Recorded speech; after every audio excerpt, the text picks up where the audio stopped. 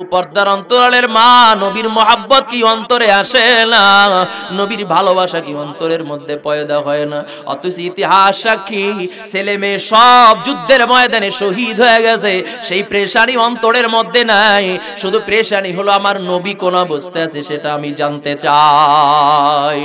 রাসূল আমার আল্লাহর দোস্ত, আখেরি নবী, আমরা যে তার আদরের উম্মত, উম্মতের করলাম কি? যেই নবীর উসিলায় আমরা দুনিয়াতে এসেছি, আমরা যে তার মোহাব্বতের উম্মত, কয়দিন কেন্দেছি। দিনের লাগিয়া নবীজি যান উহুদের ময়দানে, চতুর্দিক থেকে ঘিরে ফেললো তাকে দুষ্ট কাফের গণে। সেদিন নবীজি কি বাঁচাতে তীর বর্ষার আঘাতে, নবীজি কি বাঁচাতে তীর বর্ষার আঘাতে, কত সাহাবারা হারালো যে প্রাণ পাখি। আমরা যে তার আদরের উম্মত, উম্মতের করলাম কি? দিনের লাগিয়া নবীজি যখন উহুদের ময়দানে যায়, প্রচন্ড এক আঘাতে নবীর একটি দন্ত শহীদ হয়ে যায়। শুনিয়া সেই সংবাদ কতই ছিল মোহাব্বত, শুনিয়া সেই সংবাদ কতই ছিল মোহাব্বত, সকল দন্ত ভেঙে ফেললো ওয়াজকুরুনি। আমরা যে তার আদরের উম্মত, উম্মতের করলাম কি? সেদিন উল্লাসে মাতিয়া কাফিরের দল সব উড়াইয়া যায় পতাকা, ঘোষণা করেছে মুহাম্মদ মরেছে, ঘোষণা করেছে নবীজি মরেছে, আর পাইবে না তার দেখা। সেদিন যত ছিল মুসলমান হইয়া পাগলের মতন, যত ছিল মুসলমান হইয়া পাগলের মতন, ময়দানে করে সবে কান্নাকাটি। আমরা যে তার মোহাব্বতের উম্মত, কয়দিন কেন্দেছি। শুনিয়া সে সংবাদ এক মুসলিম মহিলা পাগল হয়ে ছুটেছে। কাফিররা বলছে তোমার পতি পুত্র সবাই মারা গেছে। মহিলা বলছে চাই না তা শুনতে, মহিলা বলছে চাই না তা শুনতে, বলো কেমন আছে আমার দয়াল নবী, বলো কেমন আছে আমার ইয়তীম নবী। আমরা যে তার আদরের উম্মত, উম্মতের করলাম কি? ইন্নাল হামদালিল্লাহিল আকরামিল্লাযী খালাকাল ইনসানা ওয়া কাররামাহু وعلمه من البيان ما لم يعلم فسبحان الذي لا يحصى امتنانه باللسان ولا بالقلم ونشهد أن سيدنا وسندنا وحبيبنا وحبيب ربنا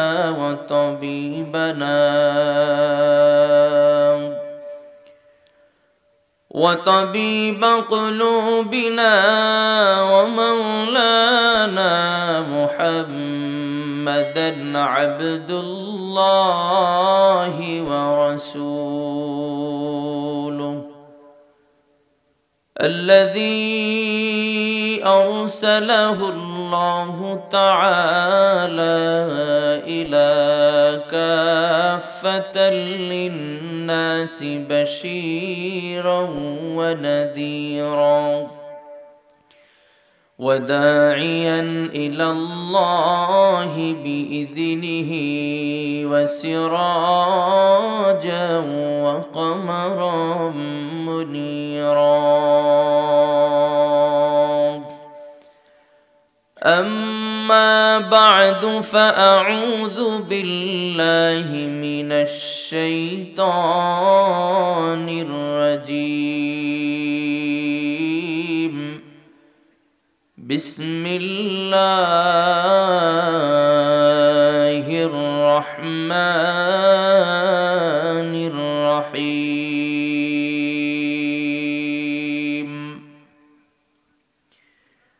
وقل جاء الحق وزهق الباطل إن الباطل كان زهوقا.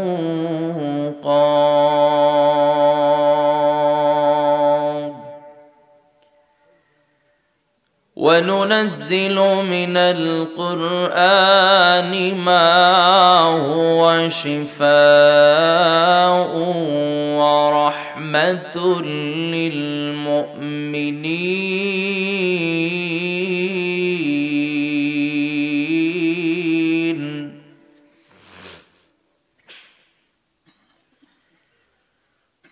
وقل جاء الحق وزهق الباطل إن الباطل كان زهوقا.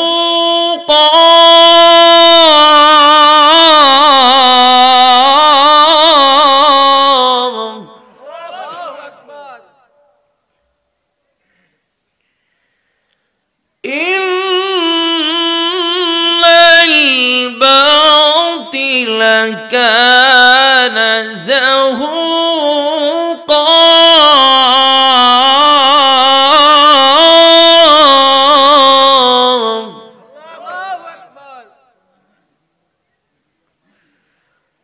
إن الباطل كان زهوقا.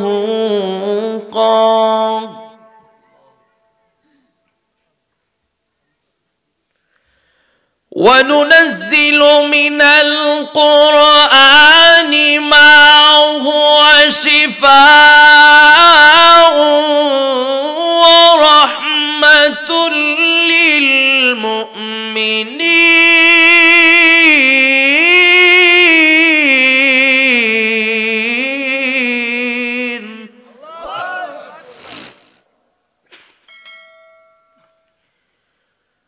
ما هو شفاء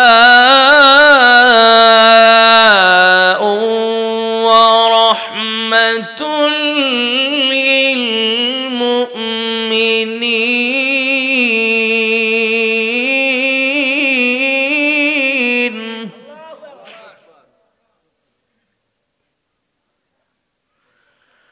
وننزل من القرآن ما هو شفاء ورحمة للمؤمنين.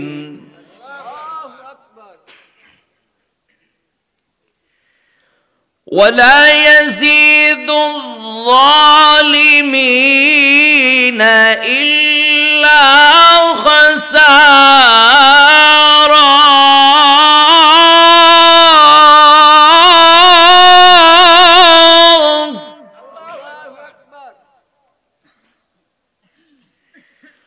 ولا يزيد الظالمين إلا خسارا.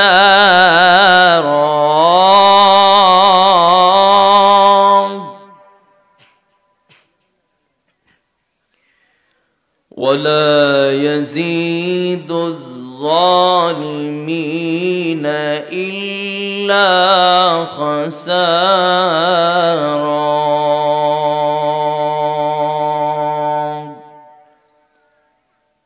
صدق الله مولانا العظيم وصدق رسوله النبي الكريم ونحن على ذلك من الشاهدين والشاكرين والذاكرين والحمد لله رب العالمين.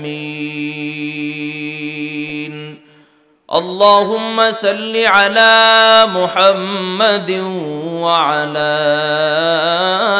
آل محمد كما صليت على إبراهيم وعلى آل إبراهيم إنك حميد مجيد.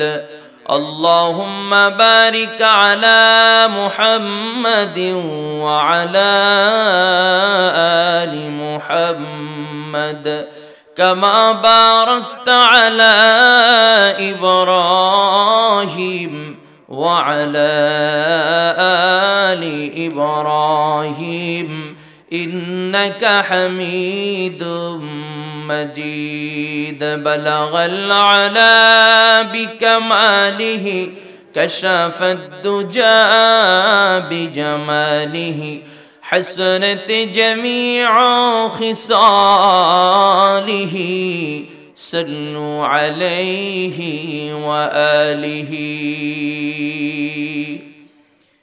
طائفের জমিনে পাথরের আঘাতে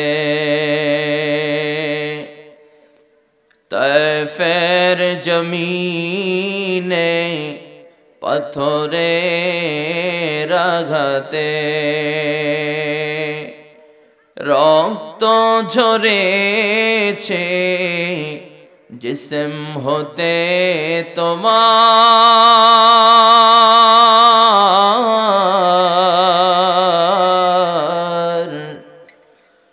ততাফি করেছো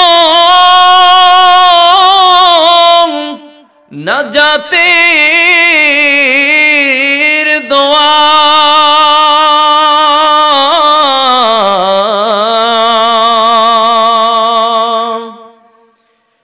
ততাফি করেছো নাজাতের দোয়া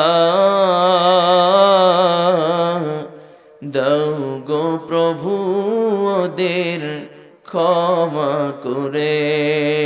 বলগল আলা বিকামালিহি কশফত দুজা বিজামালিহি حسنت جميع خصاله صلوا عليه وآله. لا إله إلا الله لا إله إلا الله.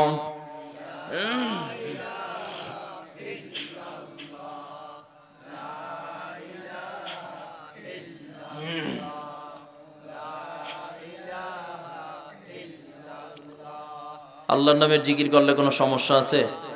মামলা টামলা হবে? অন্য কোনো টেনশন? জবান দান করছেন কে? বন্ধ রাখছেন কার জন্য?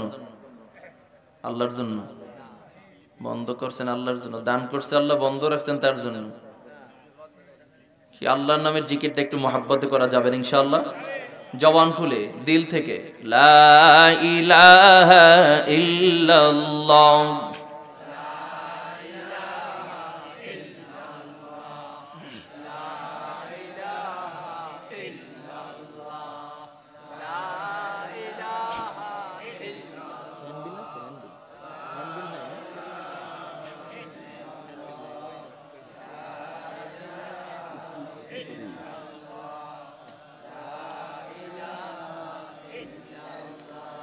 لا إله إلا الله محمد মুহাম্মাদুর রাসূলুল্লাহ। সকলে জবান খুলে পড়ি সাল্লাল্লাহু আলাইহি ওয়াসাল্লাম। অধ্যকার আয়োজিত পশ্চিম জগেরহাট আল মদিনা জামে মসজিদের উদ্যোগে আয়োজিত বার্ষিক ওয়াজ মাহফিলের সম্মানিত সভাপতি, উপস্থিত জাতির শ্রেষ্ঠ সন্তান হযরত উলামায়ে কেরাম, দূর দূরান্ত থেকে আগত আল্লাহ পাক রব্বুল আলামিনের জাকিরিন শাকিরিন মুহিব্বিন মুরাব্বিন আজম, আমার সমবয়সী যুবক বন্ধুগণ, পর্দার অন্তরালের শ্রদ্ধায় সম্মানিত মা ও বোনেরা, মহান রব্বুল আলামিনের দরবারে অসংখ্য অগণিত শুকরিয়া যে রব্বে কারীম অসংখ্য মানুষের মধ্য থেকে যাচাই করে বাছাই করে ভালোবেসে মহব্বত করে দুনিয়ার সমস্ত ঝামেলার থেকে বিরত রেখে হায়াতে বাঁচায় রাখিয়া শরীর স্বাস্থ্য সুস্থ রাখিয়া দুনিয়ার মধ্যে উত্তম একটি মজলিস, কোরআন হাদিসের মজলিস, আল্লাহ ওয়ালিদের মজলিস, জাকিরিন শাকিরিনদের মজলিস তথা জান্নাতের বাগানে আমাদেরকে আসার মতো, বসার মতো, কিছু কথা বলার মতো, শ্রবণ করার মতো সুযোগ যে আল্লাহ তাআলা দান করলেন, এই জন্য আমরা বেজার না খুশি? অল্প না বেশি? সকলের হৃদয়ের সকল ভালোবাসাটুকু উজাড় করে দিয়ে, জবানের সকল আওয়াজটুকু ছেড়ে দিয়ে আল্লাহর দেয়া জবান দ্বারা সকলেই কালিমাতুশ শুকর উচ্চারণ করি, আলহামদুলিল্লাহ। قال النبي صلى الله عليه وسلم من يرد الله به خيرا يفقهه في الدين أو كما قال عليه الصلاة والسلام। নবী আলাইহিস সালাতু ওয়াসসালাম বলেন, আল্লাহ তাআলা যে বান্দাবান্দির কল্যাণ চান, মঙ্গল চান, যাদেরকে পছন্দ করেন, একমাত্র ওই শ্রেণীর মানুষগুলোকে আল্লাহ তাআলা দ্বীনের সহিহ বুঝ দান করে দেন। শত ব্যস্ততার মধ্য থেকেও, শত ঝামেলার মধ্য থেকেও কোরআনের মজলিসে জান্নাতি পরিবেশে আমরা যে বসতে পেরেছি, এটা আমাদের জন্য দামি এক নিয়ামত। আর এই নিয়ামতের শুকরিয়া আদায়ার্থে যদি এখন সিজদায় পড়ে যাই, আর এক সিজদা যদি কিয়ামত হয়ে যায়, তারপর এই নিয়ামতের শুকরিয়া আদায় করে শেষ করা যাবে? জোরে বলেন। আর আল্লাহ তাআলার নিয়ামত আমাদের উপরে আছে না নাই? কত পরিমাণে আছে? কোন হিসাব নাই। আমার আল্লাহ তাআলা বলেন, ওয়া ইন তাউদ্দু নি'মাতাল্লাহি লা তুহসুহা। আল্লাহ তাআলা বলেন, আমার নিয়ামত যে কি পরিমাণে আছে এটা গুনতে গুনতে কিয়ামত হয়ে যাবে, তারপরে নিয়ামত গণনা করে শেষ করা যাবে না। কাজে আল্লাহ তাআলার নিয়ামতের শুকরিয়া আদায় করার দরকার আছে না নাই? আছে। দেখেন, আসলে আমি উদাহরণের জন্য বলতে চাই, আল্লাহ তাআলার সৃষ্টি হিসাবে গোটা জমিন আসমান যাহা কিছুই দেখতে পাই, সব কিছু সৃষ্টিকার আল্লাহ। আমাদেরকে কে সৃষ্টি করেছেন? আল্লাহ। এই আল্লাহ তাআলাকে যদি শুধু সৃষ্টিকর্তা হিসেবে মানি, তাহলে এই মানার মধ্যে পূর্ণাঙ্গতা আসবে না। কারণ আল্লাহ তাআলার আরো অসংখ্য সিফাত আছে না নাই? অসংখ্য গুণ আছে না নাই? অসংখ্য দয়া এবং রহমত, মেহেরবানি আমাদের প্রতি আছে না নাই? দেখেন, মুসল্লি ইমামের পিছনে নামাজ আদায় করে, যদি ইমাম সম্পর্কে মুসল্লির ধারণা না থাকে যে ইমামের যোগ্যতা কতটুকু, তার সম্মান কতটুকু, তার স্তর কতটুকু, তাহলে মুসল্লি শুধু নামাজই পড়বে, কিন্তু ইমামের প্রতি ওই রকম আন্তরিকতা থাকবে না। আর যখন ইমাম সম্পর্কে মুসল্লি জানবে, তার যোগ্যতা, তার দক্ষতা, তার সার্টিফিকেট সম্পর্কে যখন সে জানতে পারবে, তখন দেখবেন তার পিছে ইক্তেদাও করবে, পাশাপাশি মহব্বতও থাকবে। তাই না ভাই? শিক্ষকের পরিচয় যদি ছাত্রের কাছে থাকে তাহলে মানতে সহজ হয়, কিন্তু শিক্ষকের যোগ্যতা, দক্ষতা সম্পর্কে ছাত্রের যদি জানা না থাকে, তাহলে প্রতিষ্ঠানের ছাত্র এই হিসাবেই তার কথা মানবে, কিন্তু তার মধ্যে কোনো আন্তরিকতা থাকবে না। আর যখন তার পরিচয় জানবে, মান্যতাও থাকবে, আন্তরিকতাও থাকবে। আর যখন আন্তরিকতা থাকবে, যত কঠিন আইন করুক না কেন, শিক্ষক যত কঠোরতা করুক না কেন, ছাত্রের কাছে এটা কোনো কঠোরই মনে হয় না। তাই না ভাই? তাহলে আল্লাহ তাআলা আমাদেরকে সৃষ্টি করেছেন, যদি শুধু সৃষ্টিকর্তা হিসেবে মানি, তাহলে আল্লাহ সৃষ্টি করছেন, ব্যাস আমি মুসলমান, বাধ্য হয়ে কিছু ইবাদত করতে হয়, বাধ্য হয়ে নামাজ পড়তে হয়, শুধু এতটুকুই আসবে।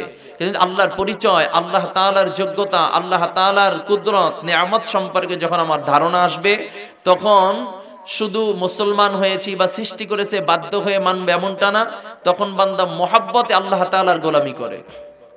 দেখেন, নামাজ ভঙ্গের আমাদের এলাকায় 19টা কারণ। আপনাদের এলাকায় 19টা না কম বেশি আছে? 19টাই না? এত দূর আসছে, হয়তো কমতেও তো পারে, এই জন্য 19টাই আছে, তাই না? আচ্ছা, 19টা কারণের মধ্যে আপনাদের 19টার মধ্যে কি এমন একটা কারণ আছে যে বিনা ওজরে কাশি দেওয়া?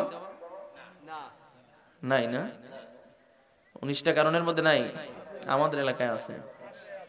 19টা কারণের মধ্যে একটা কারণ আমাদের এলাকায় আছে, বিনা ওজরে কাশি দেওয়া। আপনাদের এলাকায় নাও থাকতে পারে। কি কন? বিনা ওজরে কাশি দেওয়া। আচ্ছা দেখেন, নামাজের মধ্যে কিছু বন্ধুরা আছে খামোখাই কাশি দেয়, সিগন্যাল মূলক কাশি আছে না নাই? মনে করছে হুজুরে নামাজ পড়ায় মাসে 20 টাকা বেতন দিই, 6 মাস বাকি। হুজুরে তো বোকা, কিছু বোঝে না। আপনার চেয়ে বেশি বোঝে বিদায় তো তাকে সামনে দিছেন, তাই না ভাই? আপনার চেয়ে বেশি বোঝে বিদায় তাকে সামনে ইমামতি দিয়ে দিয়েছেন, হ্যাঁ, নেতৃত্বের স্থানে বসিয়েছেন।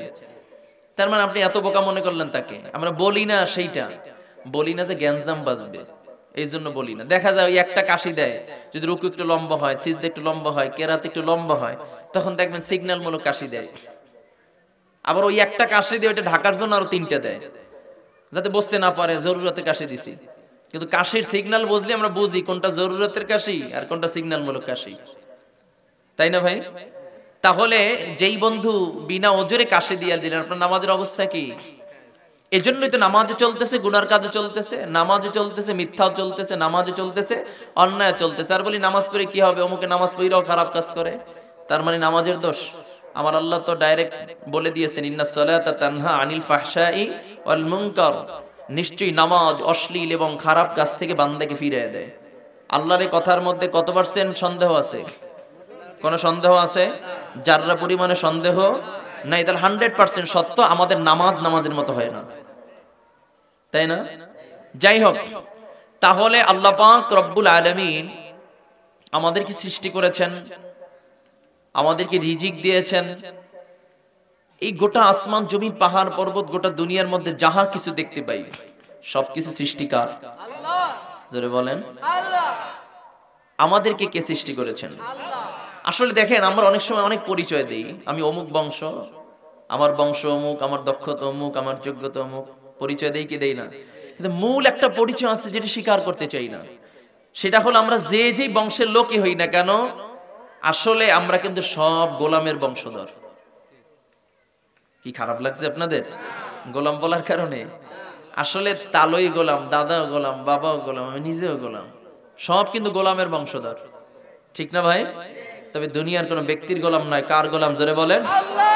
আর আমার আল্লাহ তো নসিহত করেছেন, ওয়া মা খালাকতুল জিন্না ওয়াল ইনসা ইল্লা লিয়াবুদুন।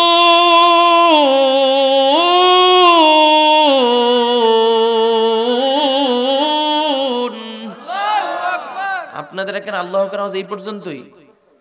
কি নিষেধাজ্ঞা আছে কোন আল্লাহর নাম জোরে নিতে? কি কন? আল্লাহ করে বললে কি পরিমাণে গুনাহ হবে? তাহলে জবান বন্ধ রাখলেন যে? আল্লাহ দার জবান দ্বারা আল্লাহ নামের আওয়াজটা দিলে সমস্যা আছে কোনো? আমার আল্লাহ যদি জবানটা বন্ধ করে দিতেন, এমন একজন ব্যক্তির নাম বলেন যে ব্যক্তি কথা বলাতে পারতো, তাহলে সেই জবানের প্রশংসার দরকার আছে না নাই? তাহলে আরো জোরে চিৎকার দিয়া বলেন আল্লাহু আকবার। মুসলমানের এইটা একটা পাওয়ারফুল অস্ত্র। মুসলমানের কামান নাই, বুলেট নাই, পারমাণবিক অস্ত্র নাই। মুসলমানের সবচেয়ে পাওয়ারফুল অস্ত্র সেটা আল্লাহু আকবার আওয়াজের অস্ত্র, ঠিক কিনা জোরে বলেন? এই আওয়াজ যত দিবেন ঈমানের ব্যাটারিতে তত চার্জ হবে, ঈমান মজবুত হবে। আমরা আলাদা আলাদা দলের লোক হতে পারি, কিন্তু আমাদের সকলের মূল একটা পরিচয়, আমরা সবাই মুসলমান, ঠিক কিনা জোরে বলেন? আর এই মুসলমান পরিচয়ের ক্ষেত্রে আমাদের কোনো দ্বিমত আছে কারো? জোরে বলেন।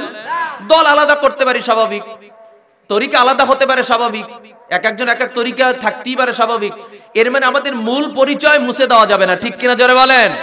তাহলে আমরা পরিচয় দেখেছি, যখন ইতিহাস সাক্ষী, এই বাংলাদেশের মধ্যে হোক পৃথিবীর যে কোনো প্রান্তে হোক, যখনই আমার নবীকে নিয়ে, কোরআনকে নিয়ে, ইসলামকে নিয়ে যে যখন ব্যঙ্গ করেছে, যে যখন কটূক্তি করেছে, তখন আমরা দলের পরিচয় দেখি নাই, আমরা তরিকার পরিচয় দেখি নাই। আমাদের তখন পরিচয় ছিল আমরা এক আল্লাহর গোলাম, আমরা সবাই মুসলমান, আমাদের ইসলাম এক, আমাদের কোরআন এক, আমাদের আল্লাহ এক, আমাদের রসুল এক, ঠিক না বেঠিক জোরে বলেন? আর কোরআনের ইজ্জত রক্ষা করার জন্য, আল্লাহ রসুলের ইজ্জত রক্ষা করার জন্য, আল্লাহ তাআলার পক্ষে কথা বলার জন্য দল মত নির্বিশেষে স্লোগান দিয়ে আমাদেরকে ময়দানে প্রতিবাদের জন্য হাজির হয়ে যেতে হবে, ঠিক কিনা জোরে বলেন? আজকে আমরা দেখেছি ভারতের মধ্যে কোরআনের 26টার মতো আয়াতকে তারা এই আয়াতের ব্যাপারে মামলা করেছে, রিট করেছে আদালতে, এটাকে বাদ দেওয়ার জন্য। আমরা বলতে চাই কিছু করব কি না করব সেটা বিষয় না, আমাদের ঈমানের একটা দাবি আছে না নাই? কোরআনের ব্যাপারে একটা আয়াত নদীরের কথা, একটা হরফ, একটা নুক্তা পরিবর্তন করার ক্ষমতা কারো আছে? জোরে বলেন। এই কোরআন তো নতুন কোনো কোরআন নয়, এই কোরআন সেই 1450 বছর আগের কোরআন। বহু তোমাদের চেয়ে বহু ট্যানেল ব্যক্তিরা, বহু জ্ঞানী, বহু দার্শনিক গবেষণা করতে করতে করতে করতে নিজেদের মেধা বিকৃত হয়ে গেছে, চেষ্টা শেষ হয়ে গেছে। কোরআনের একটা হরফের, একটা অক্ষরের ভুল আজ পর্যন্ত কেউ বের করতে পারে? আবু জেহেল, আবু লাহাব, উতবা, শায়বা, তাদের জবানায় বিশাল বিশাল কবি ছিল যারা একই ছন্দ দিয়ে কবিতার শুরুর কথাও যেটা, শেষের লাইনের কথাও একই কথা, এরকম মিলিয়ে মিলিয়ে বড় বড় কবিতা লিখে তারা কাবা বাইতুল্লাহর সাথে ঝুলায় রাখতেন। বিশাল পণ্ডিত ছিলেন তারা। তাদের মাঝে আল্লাহ তাআলা নবীর মাধ্যমে বলে দিয়েছিলেন, যখন তারা বলেছিলেন এই কোরআন তো মুহাম্মদ নিজে বানায় বলতেছে, এটা আল্লাহর কথা নয়, আল্লাহর কালাম নয়। কাফের মুশরিকরা বলছে কি বলে নাই? তখন আমার আল্লাহ তাআলা পয়গম্বরকে ডাক দিয়ে বলেছিলেন, পয়গম্বর টেনশনের কারণ নেই, আমি আল্লাহ তাআলা তো প্রথমেই চ্যালেঞ্জ দিয়ে দিছি। আমার আল্লাহ চ্যালেঞ্জ দিয়েছে কি দেয় নাই? এই চ্যালেঞ্জ আজ পর্যন্ত কি গ্রহণ করতে পারছে? কিয়ামত পর্যন্ত? আলিফ লাম মিম যালিকাল কিতাবু লা রাইবা ফীহি হুদাল লিল মুত্তাকিন।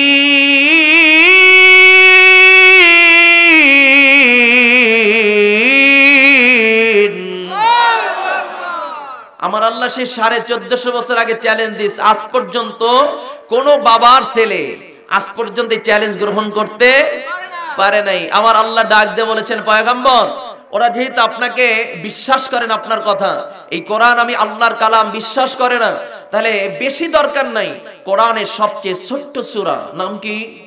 সূরাতুল কাউসার। সূরাতুল কাউসার, এই ছোট সূরাটা তাদের মাঝে ছেড়ে দেন, পারলে এইরকম এই 3 আয়াত বিশিষ্ট একটা সূরার মতো সূরা পারলে ওরা বানায় দেখ। সুবহানাল্লাহ বলবেন না? আমার নবী সূরা কাউসার ওদের মধ্যে ছেড়ে দিয়েছেন, সূরা কাউসার ছেড়ে দিয়েছেন। দীর্ঘ চেষ্টা, দিন যায়, মাস যায়, সময় যায়, সপ্তাহ চলে যায়, চেষ্টার পরে চেষ্টা, মাথা হ্যাং হয়ে যায়, কিন্তু মিলাতে পারে না। শুধু বলতে থাকে ইন্না আতাইনা কাল কাউসার, ইন্না আতাইনা কাল কাউসার। চেষ্টা করতে করতে করতে করতে সব দার্শনিক, সব কবিরা এক হয়ে সর্বশেষ সিদ্ধান্ত নিয়েছে যে আসলে আমরা যেই চিন্তা করতেছি, কারণ এই কোরআন হলো নূর, কোরআন হলো আলো, আর এই কোরআনের সংস্পর্শে যেই ব্যক্তি যাবে তার মেধাকে পরিবর্তন করায় আমার আল্লাহ তাকে বানায় দিবেন পৃথিবীর সবচেয়ে ভালো। ঠিক কিনা জোরে বলেন? কারণ কোরআনের ভুল যেই ধরতে গেছে, নিজের ভুল কোরআনের আয়নায় ধরা পড়ে নিজে ভালো মানুষ হয়ে গেছে। চেষ্টা করতে করতে বলতেছে না, কাজ হবে না। সর্বশেষ কি সিদ্ধান্ত? ইন্না আ'তাইনাকাল কাউসার লাইসা হাযা কালামুল বাশার। দীর্ঘ চেষ্টার পরে, দীর্ঘ সাধনার পরে সবাই একই সিদ্ধান্ত উপনীত হয়েছে, আমরা যে চিন্তা করেছি কালাম মুহাম্মদ নিজে বানা, বলে না না, এই কোরআন মুহাম্মদ নিজের বানানো কোনো কথা হতে পারে না। তাহলে আমরাও তো মানুষ, আমরাও তার মতো এরকম একটা কবিতার মতো বানায় 3 আয়াত মিলায় বানায় দিতে পারতাম। আমরা এই সিদ্ধান্ত উপনীত হলাম, লাইসা হাদা কালামুল বাশার, এই কালাম দুনিয়ার কোনো মানুষের বানানো নয়, এটা আল্লাহর পক্ষ থেকে প্রেরিত কালাম। কাজী বন্ধু বলতে চাই, আজকেও যারা কোরআনের ভুল ধরার জন্য, কোরআনের আয়াতকে বাদ দেওয়ার জন্য যারা চেষ্টা করো, টুডে আর টুমরো, একটু অপেক্ষা করো, কোরআনের আয়নায় তোমার ভুলও ধরা পড়ে যাবে। কোরআন তোমাকে অন্ধকারের রাস্তা থেকে আলোর রাস্তা দেখায় দিবে। কাজী বন্ধু আমি বলতে চাই, আল্লাহ পাক রব্বুল আলামিন আমাদেরকে সৃষ্টি করেছেন একমাত্র আল্লাহর গোলামি করার জন্য। ঠিক না বেঠিক জোরে বলেন? আমার আল্লাহ ডাক দিয়া বলেন, আমি মানুষ এবং জিন জাতিকে সৃষ্টি করেছি একমাত্র আমি আল্লাহর গোলামি করার জন্য। কার গোলামি? জোরে বলেন। তাহলে আমাদের মূল পরিচয় কি? আমরা সব গোলামের বংশধর। ঠিক না ভাই? প্রতিনিয়ত দৈনিক 5 বার মালিকের কদমে গোলাম হিসাবে কপালটাকে ঠেকায় দিই, তাই না? যাই হোক, আমি যে কথা আপনাদের বুঝাতে চাই, এরপর আলোচনা ঢুকবে ইনশাআল্লাহ। আল্লাহ তাআলা আমাদেরকে সৃষ্টি করেছেন, অসংখ্য নিয়ামত আমাদেরকে দিয়েছেন। কাজে ওই আল্লাহ তাআলার নিয়ামতের প্রশংসা শুকরিয়া আদায়ের দরকার আছে না নাই? এজন্য প্রতিটা ধাপে ধাপে প্রতিটা জায়গায় আল্লাহ তাআলার নিয়ামতের কদর করতে হবে, মূল্যায়ন করতে হবে। আল্লাহ আমাদের তৌফিক দান করুন, সকল বলে আমিন। কষ্ট হচ্ছে আপনাদের? মোনাজাত দিয়ে দেব? তাবারক রেডি হয়েছে না? তাবারক হয়ে গেছে না নাকি? কোনো টেনশন নাই ইনশাআল্লাহ, ওটা সময় মতো চলে আসবে, কোনো টেনশন করার দরকার নাই। একটু সময় কি আমাকে দেওয়া যাবে? 5-10 মিনিট, 5-10 মিনিট সময় একটু দেওয়া যাবে ইনশাআল্লাহ। আজকে যদি গান বাজনা, বিভিন্ন পিকনিক, দুনিয়াবি আয়োজনের জন্য সারাটা রাত যদি ঘুম থেকে পরিত্রাণ হয়ে কাটায় দিতে পারে, আমরা কোরআনের জন্য 2-1 ঘন্টা সময় দিতে পারবো না ইনশাআল্লাহ? আজকের এই সংক্ষিপ্ত সময় কোরআনের জন্য কাল আখিরাতের জিন্দেগিতে নাজাতের ওসিলা হতে পারে কি পারে না? আল্লাহ আমাদের সবাইকে কবুল করুক, সকলে বলে আমিন। কতক্ষণ থাকবেন?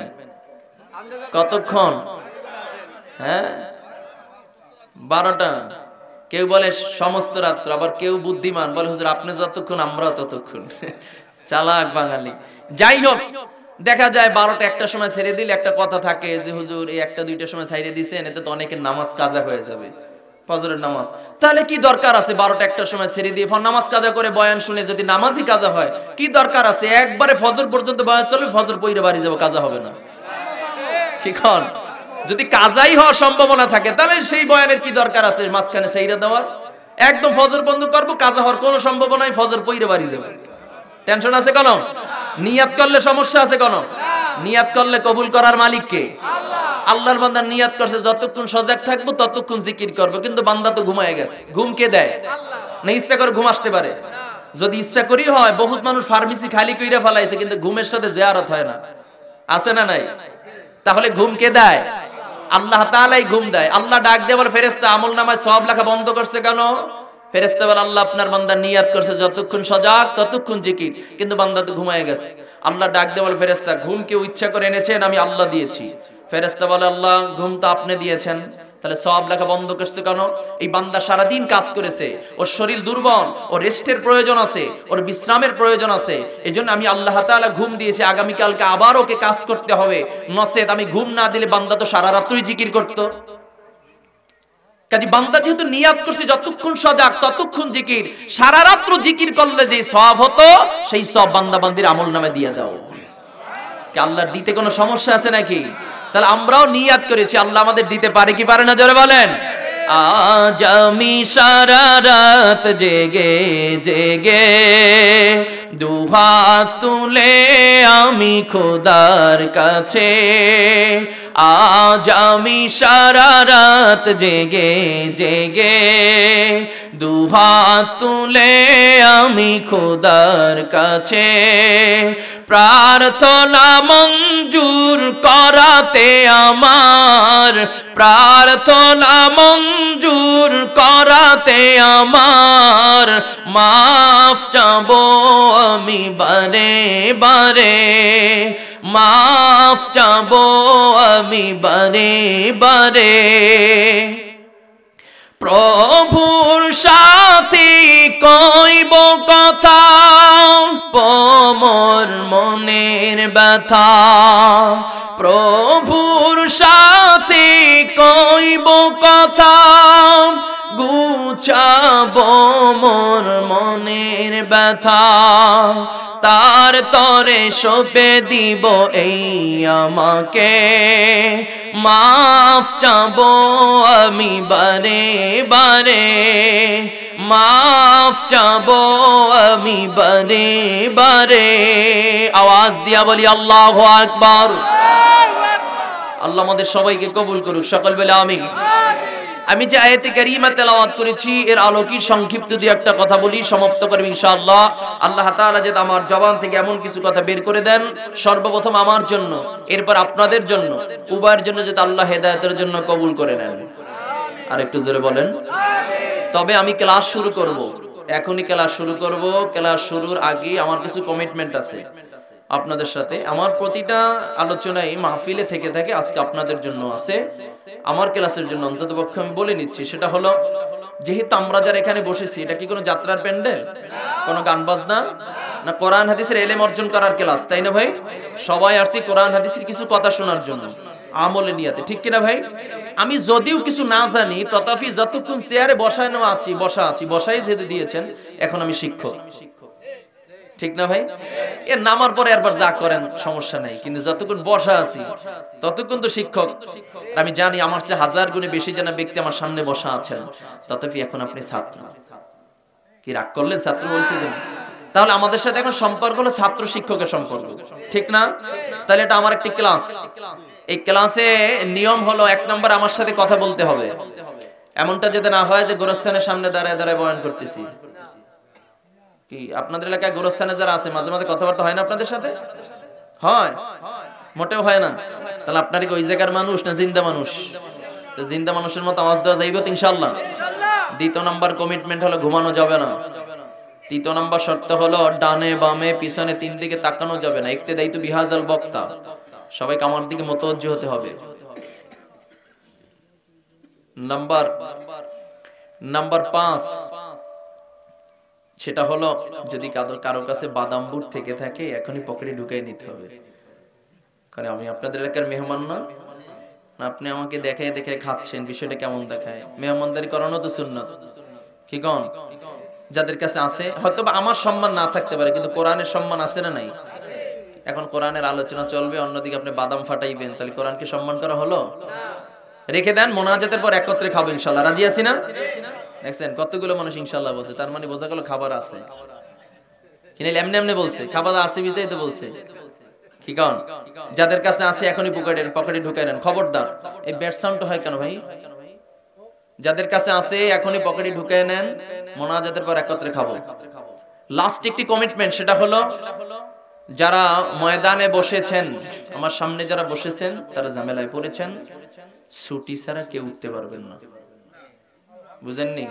ডানে বামে সামনে পিছনে আমি উঠতে পারবেন না এটা কিন্তু বলি না, ছুটি ছাড়া উঠতে পারবেন না। মুরব্বী এখনই যায়, ওই কি করেন?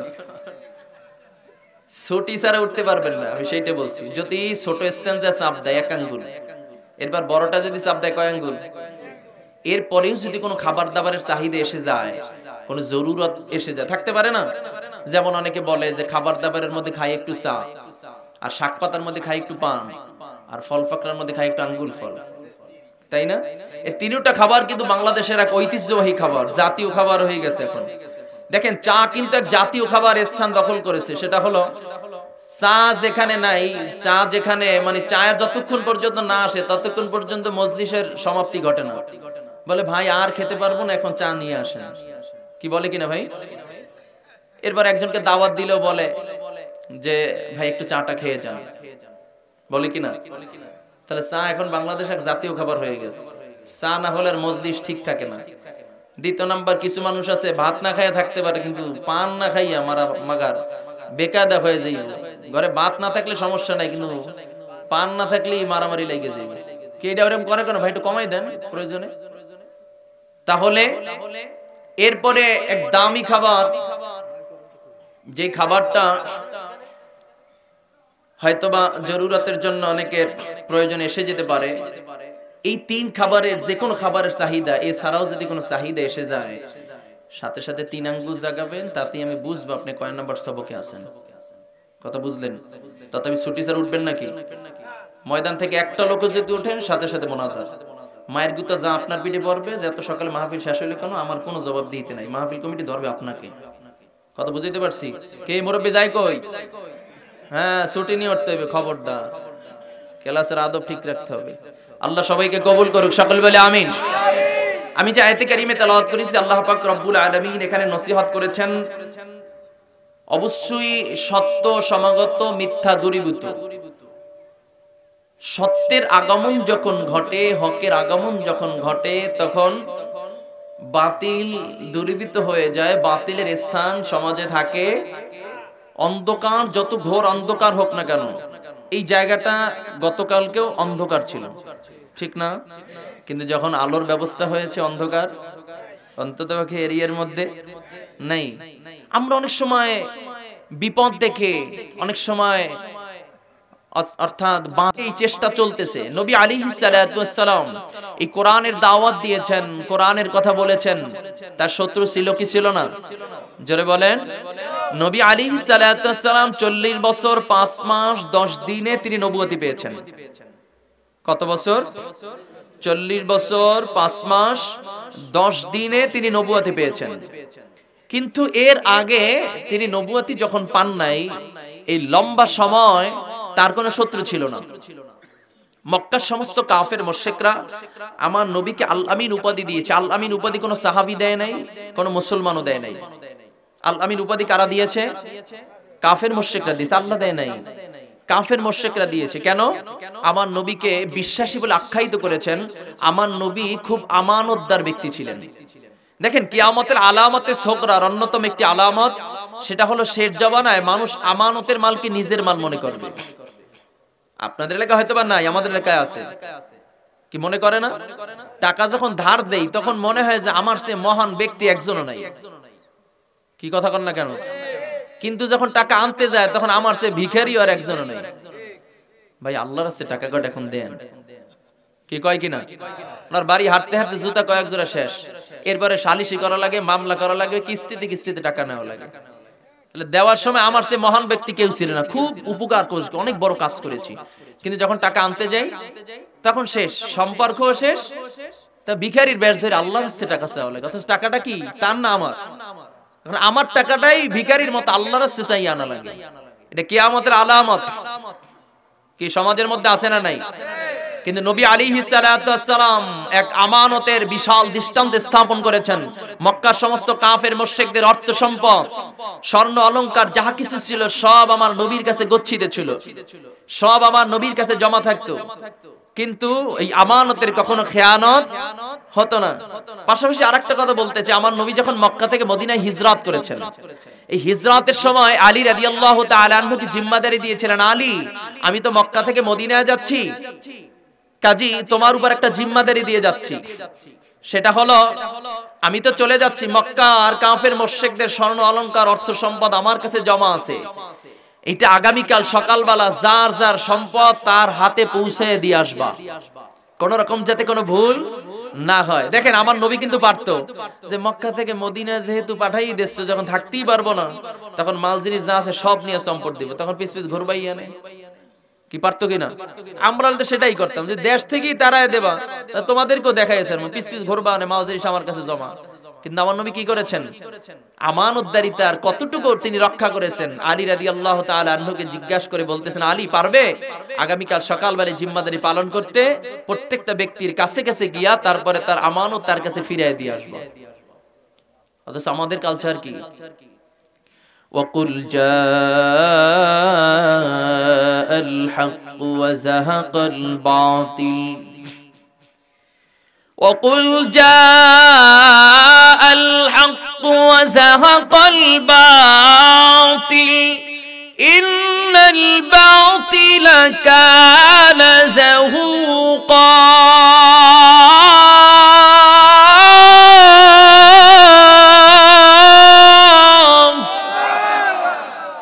আল্লাহ পাক রব্বুল আলামিন নসিহত করেন, অবশ্যই সত্য সমাগত, মিথ্যা দূরীভূত। অন্ধকার যতই ঘোর অন্ধকার হোক না কেন, আলোর আগমন ঘটলে সেখানে অন্ধকারের আর কোনো জায়গা থাকে না। নবী আলাইহিস সালাতু ওয়াস সালাম এই 40 বছর 5 মাস 10 দিন আগের যে লম্বা সময়, এই লম্বা সময় কি করছেন? শুধু খাইছেন আর ঘুমাইছেন। কি কথা কন না কেন? কোনো কাজ ছিল না তো, দাওয়াতের জিম্মাদারি ছিল না, কিছু ছিল না, শুধু খাইছে আর ঘুমাইছে। এখান থেকে আমি কয়েকটা কথার জবাব দিব। আমরা যেহেতু আখির নবীর উম্মত, কাজী নবী উম্মত যেহেতু হয়েছি, নবীর কিছু আখলাক মানবো আর কিছু আখলাক মানবো না, এটা উম্মতের খাঁটি পরিচয় হতে পারে না। ঠিক কিনা জোরে বলেন? আমার নবীর কাজ যা হলো, আমাদের উম্মত হওয়ার কারণে সেই কাজগুলো আমল করার দরকার আছে না নাই? 40 বছর 5 মাস 10 দিন আগে তার কোনো শত্রু নাই, তার কোনো বিরোধী ব্যক্তিও নাই। আমার নবী এই লম্বা সময় কি করেছেন? এই লম্বা সময় সমাজের যুবকদেরকে নিয়ে, সমাজের যুবক শ্রেণীর বন্ধুদেরকে নিয়ে নবী আলাইহিস সালাতু ওয়াস সালাম হিলফুল ফুজুল নামে একটি সংগঠন তৈরি করেছিলেন সমাজ সংস্কারের জন্য, সমাজের মানুষের উন্নয়নমূলক কাজ করার জন্য, সমাজের দরিদ্র মানুষের দরিদ্রতা দূর করার জন্য, সমাজের অর্থনৈতিক ডেভেলপ করার জন্য আমার নবী সংগঠনের মাধ্যমে জনগণের সেবার কাজে নিয়োজিত ছিলেন। আজকে আমরা কিছু হুজুররা বাইসেই নিছি হুজুর মানি ইমামতি, হুজুর মানি মাদ্রাসায় চাকরি ছাড়া আর কোনো টেনশন নাই। কিন্তু আমার নবী লম্বা সময় 40 বছর 5 মাস 10 দিন পর্যন্ত সমাজের সেবামূলক কাজ করেছেন, সমাজ সংস্কারের জন্য কাজ করেছেন, সমাজের দরিদ্র মানুষের পাশে গিয়ে দাঁড়িয়েছেন। কাজে আমরা যারা নবীর উম্মত আমাদের দরকার আছে না নাই? শুধু তাই নয়, আমার নবী অধিকাংশ সময় ধ্যানে মগ্ন থাকতেন, মুরাকাবার হালতে থাকতেন। নবী আলাইহিস সালাতু ওয়াস সালাম তাকে যে আল আমিন উপাধি দেওয়া হয়েছে, এখানে একটা জবাব দিব। একটা শব্দ হলো আল আমিন আর একটা শব্দ হলো আলামিন। দুইটা শব্দের দুইটা অর্থ, এক অর্থ নয়, কিন্তু আমরা একই অর্থে ব্যবহার করে থাকি। আল আমিন সরে আল আল, এই আল আমিন শব্দের অর্থ হলো বিশ্বাসী, আর একটা শব্দ হলো আলামিন। এই টান দিয়ে যে আলামিন শব্দ ব্যবহার হয়, এই আলামিন শব্দের অর্থ বিশ্বাসী নয়, এই আলামিন শব্দের অর্থ গোটা জগৎ বিশ্বকে বোঝানো হয়। তার মানে হলো আল্লাহ পাক রব্বুল আলামিন আমার নবীকে পাঠিয়েছেন গোটা আলমের জন্য, গোটা জগৎ বিশ্বের জন্য, সব মাখলুকের জন্য। আমার নবী রহমত কি রহমত না? জোরে বলেন। আমার আল্লাহ তাআলা কালামের মধ্যে বলেন ওয়ামা আরসালনাকা ইল্লা রাহমাতাল লিল আলামিন।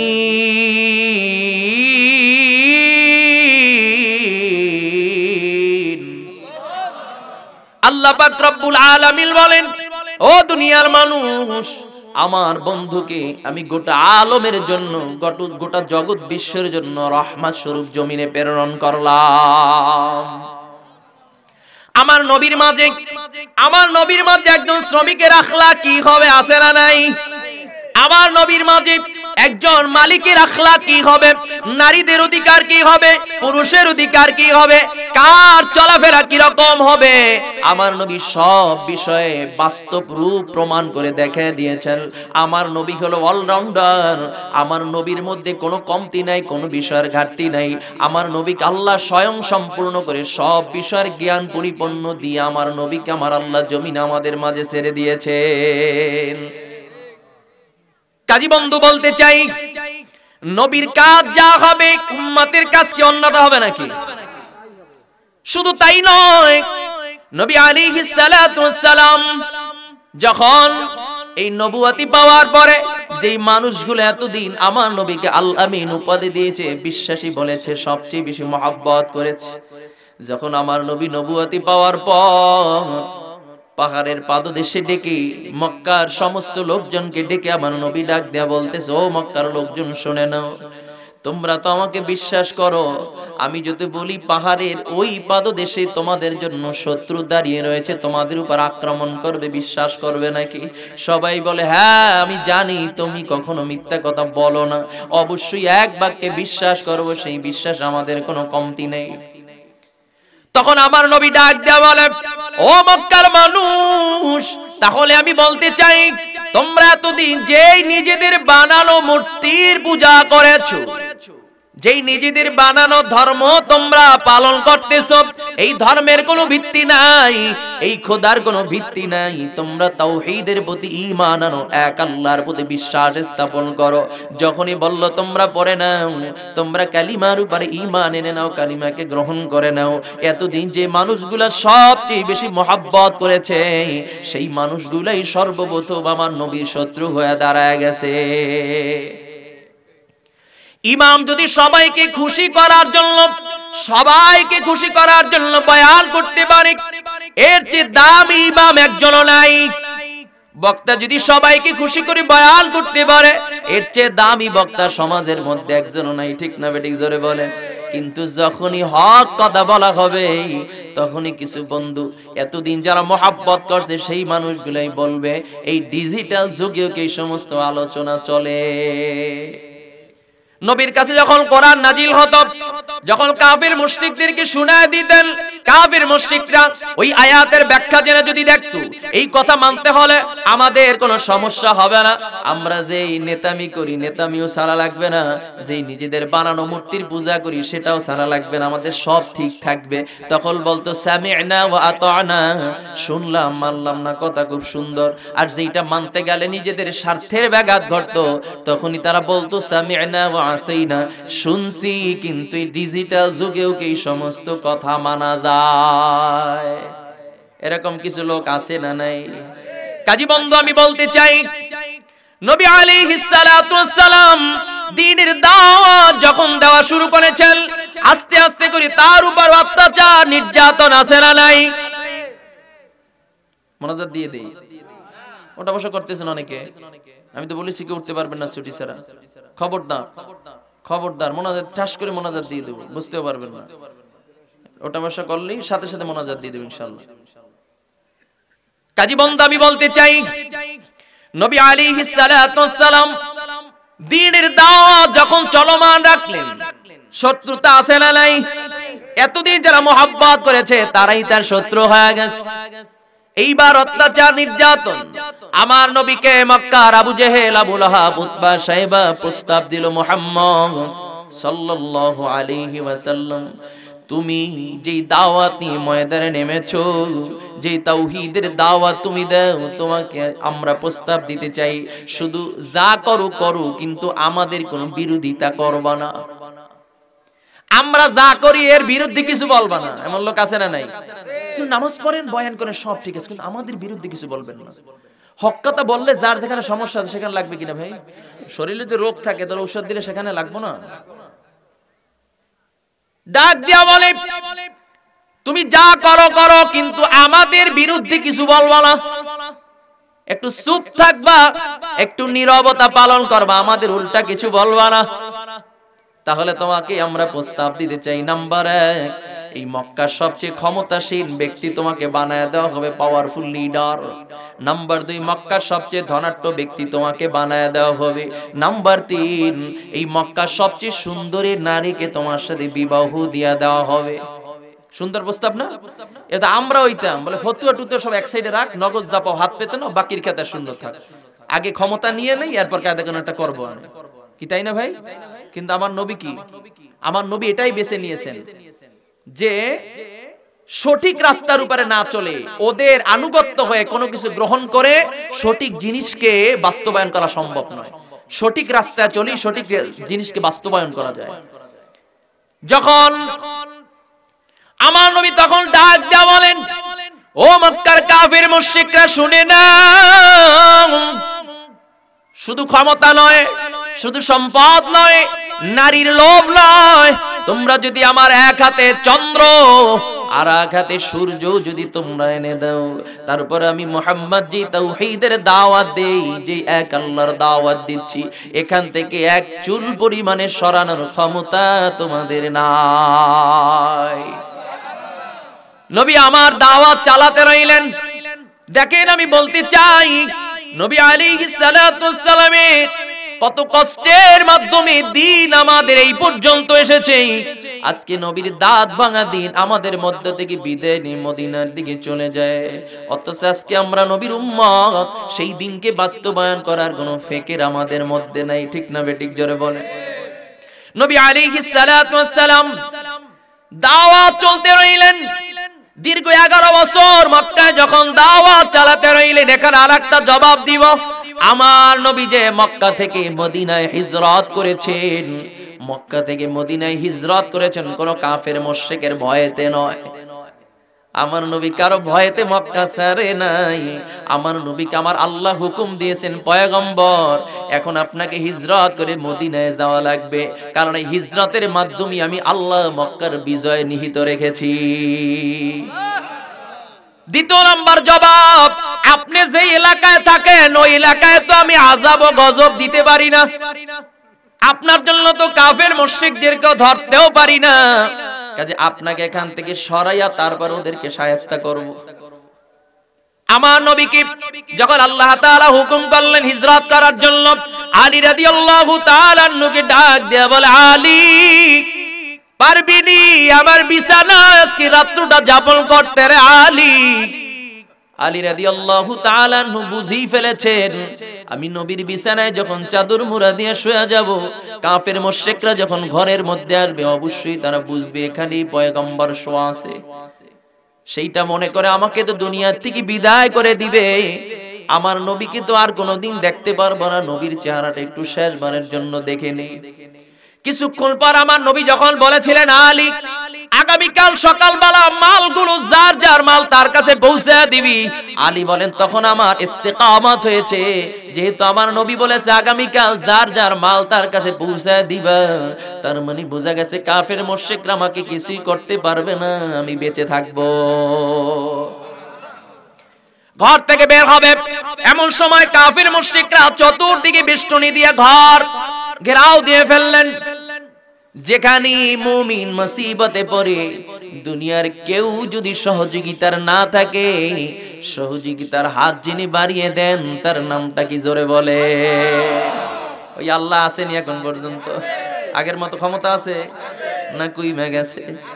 আল্লাহ ডাক দেয়া বলে, পয়গম্বর টেনশনের কোনো কারণ নাই, আপনি হাতের মধ্যে কিছু বালু নেন, এক মুষ্টি বালু হাতের মধ্যে নেন, সূরা ইয়াসিন থেকে কয়টা আয়াত তেলাওয়াত করে বালুর মধ্যে দম দেন।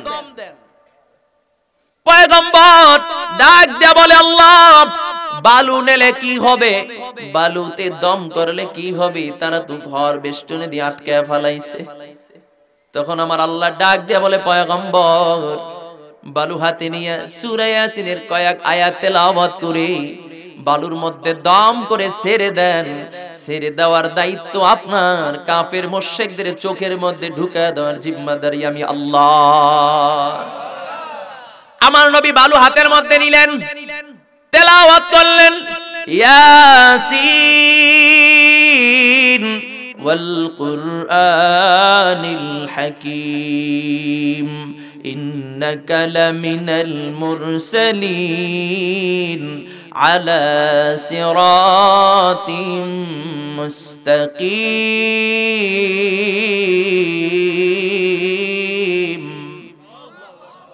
নবী আমার সূরা ইয়াসিনের কয়েক আয়াত তেলাওয়াত করে বালুর মধ্যে দম করে যখন ছেড়ে দিলেন, আমার আল্লাহ তাআলার কুদরতি বালুগুলো সব কাফের মুশরিকদের চোখের মধ্যে ঢুকা দিলেন। চোখের মধ্যে বালু ঢুকলে মোটেও কষ্ট হয় না, কথা কর না কেন? চোখের মধ্যে বালু ঢুকলে মোটেও কিছু অনুভব হয় না। এখন নবীকে ধরবে তো দূরের কথা, নিজের যন্ত্রণাই নিজে সুস্থে নাই। প্রত্যেকের চোখের মধ্যে যখন আমার আল্লাহ কুদরতি ভাবে ঢুকায়া দিছে, চোখ ডলতে ডলতে ডলতে ডলতে আমার নবীকে আমার আল্লাহ এই ফাঁক দিয়ে বের করে নিয়ে গেছে। হেফাজত করার মালিক কে? আশ্রয় চাইব কার কাছে? আমাদের রবকে। একটু জোরে বলেন, রবকে বলো না, রবকে চিনো না, রবকে বলো না, রবকে চিনো না। যার করুণাই সৃষ্টি হলো নিখিলে ধরা, যার করুণাই সৃষ্টি হলো নিখিলে ধরা। রবকে বলো না, রবকে চিনো না, রবকে বলো না, রবকে চিনো না। রবকে জোর আওয়াজ দিয়া বলেন, ইন্নাল্লাযীনা ক্বালু রাব্বুনাল্লাহ।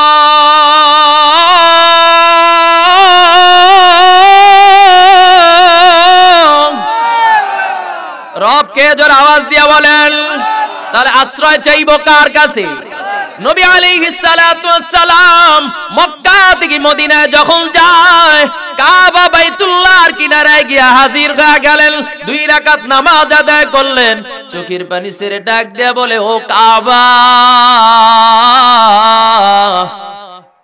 ও কাবা, মনে বড় আশা ছিল একটু মন ভরে তোর খেদমত করব। মন ভরে তোর কিনারায় বসে ইবাদত করব, তোর খিদমতের জন্য তোর কিনারায় একটু সময় কাটাইব রে কাবা।